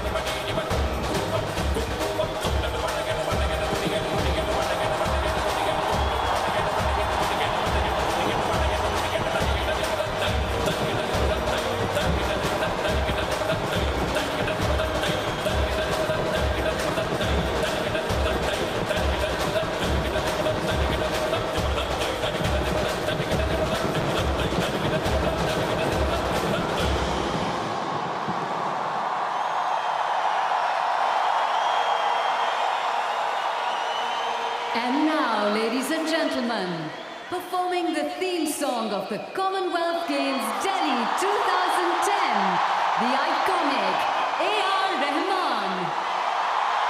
The grand finale of this opening ceremony. A man referred to as the Mozart of Madras, A.R. Rahman, the Oscar-winning composer, lyricist, musician and singer, bringing this great celebration to a close.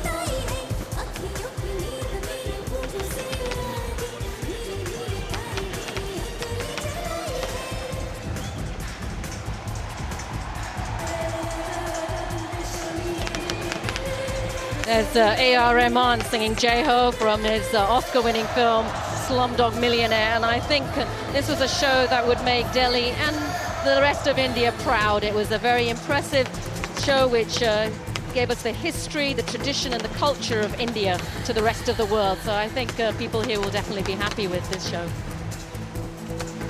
I've really enjoyed it. I agree with you. I think it's been a good start to the games. They've certainly pulled off this opening ceremony. It's overrun a little bit, but most of that was actually due to the athletes' parade, which always goes on a little bit longer than we all intend. That's because everybody wants to be in it, and I'm sure they've all been enthralled by what's been, well, a very, very colourful, very loud, and I think a very warm rather than regimented opening ceremony. Really have enjoyed it.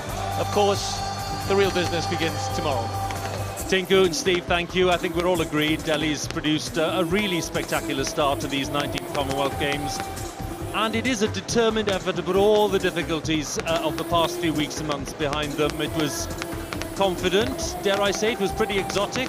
And it tells the world what India is all about, is ready to host these weeks of world-class sporting competition. The real business of the Games, as Steve says, is about to begin.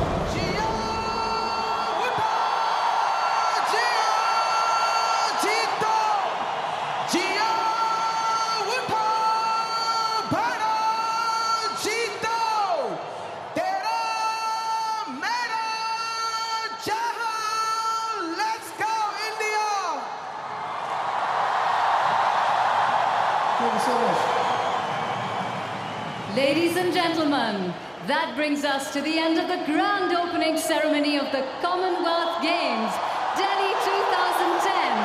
We hope you had a wonderful evening. Enjoy the rest of the games. This show would not have been possible. Oh, what a rousing finale to that opening ceremony. It was everything that we expected from India, a colourful start to the Games. And the warmth and hospitality of the nation was evident right the way throughout that opening ceremony. They are a proud nation, and boy, did they deliver. Union Minister for Sports, Tejinder Khanna. So all the entertainment is finished within the stadium, but pyrotechnics, the fireworks, are going to close the opening ceremony. I'm sure that will be quite a spectacular watch as well. We've thoroughly enjoyed it back here in the studio. I've been joined by Ian Thorpe, Denise Lewis and Colin Jackson. Ian, in some ways, you know, we were talking about the negativity prior to the opening ceremony. You now feel so buoyant, so positive that this has been successful, and now we can look forward to the Games. Well, the Games have started now, and I think what people can be excited about, it was a fantastic opening ceremony. You know, we're able to celebrate, you know, what India has contributed to the Commonwealth and what these Games are going to look like in the days ahead.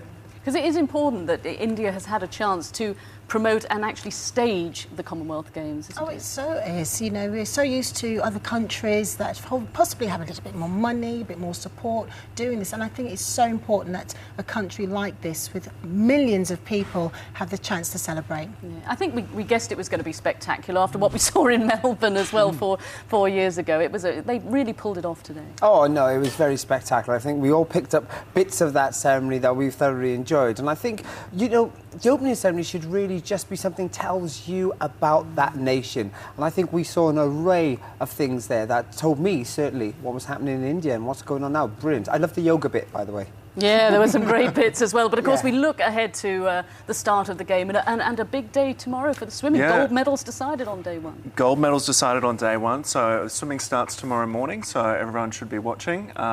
And should be quite an exciting day. Yeah, and of course Becky Adlington as well. I know we're really looking forward to seeing her back as well. I mean, she could really set the tone for the English team for sure, and I'm really looking forward to seeing her. Might be the first gold medal. You never know. We could what a way to celebrate that would be. Anyway, Colin, Denise and Ian, thank you very much. We'll be back tomorrow because our coverage starts at 9 o'clock tomorrow on BBC Two. But if you want to get up early, you can at 4 o'clock in the morning. It covers live on the red button. So that is it. The games are underway, and boy, Delhi and indeed India delivered a colourful and spectacular opening ceremony. I hope you enjoyed it, but now the games are underway and we've got 11 days of competition to look forward to. From all of us here, bye-bye.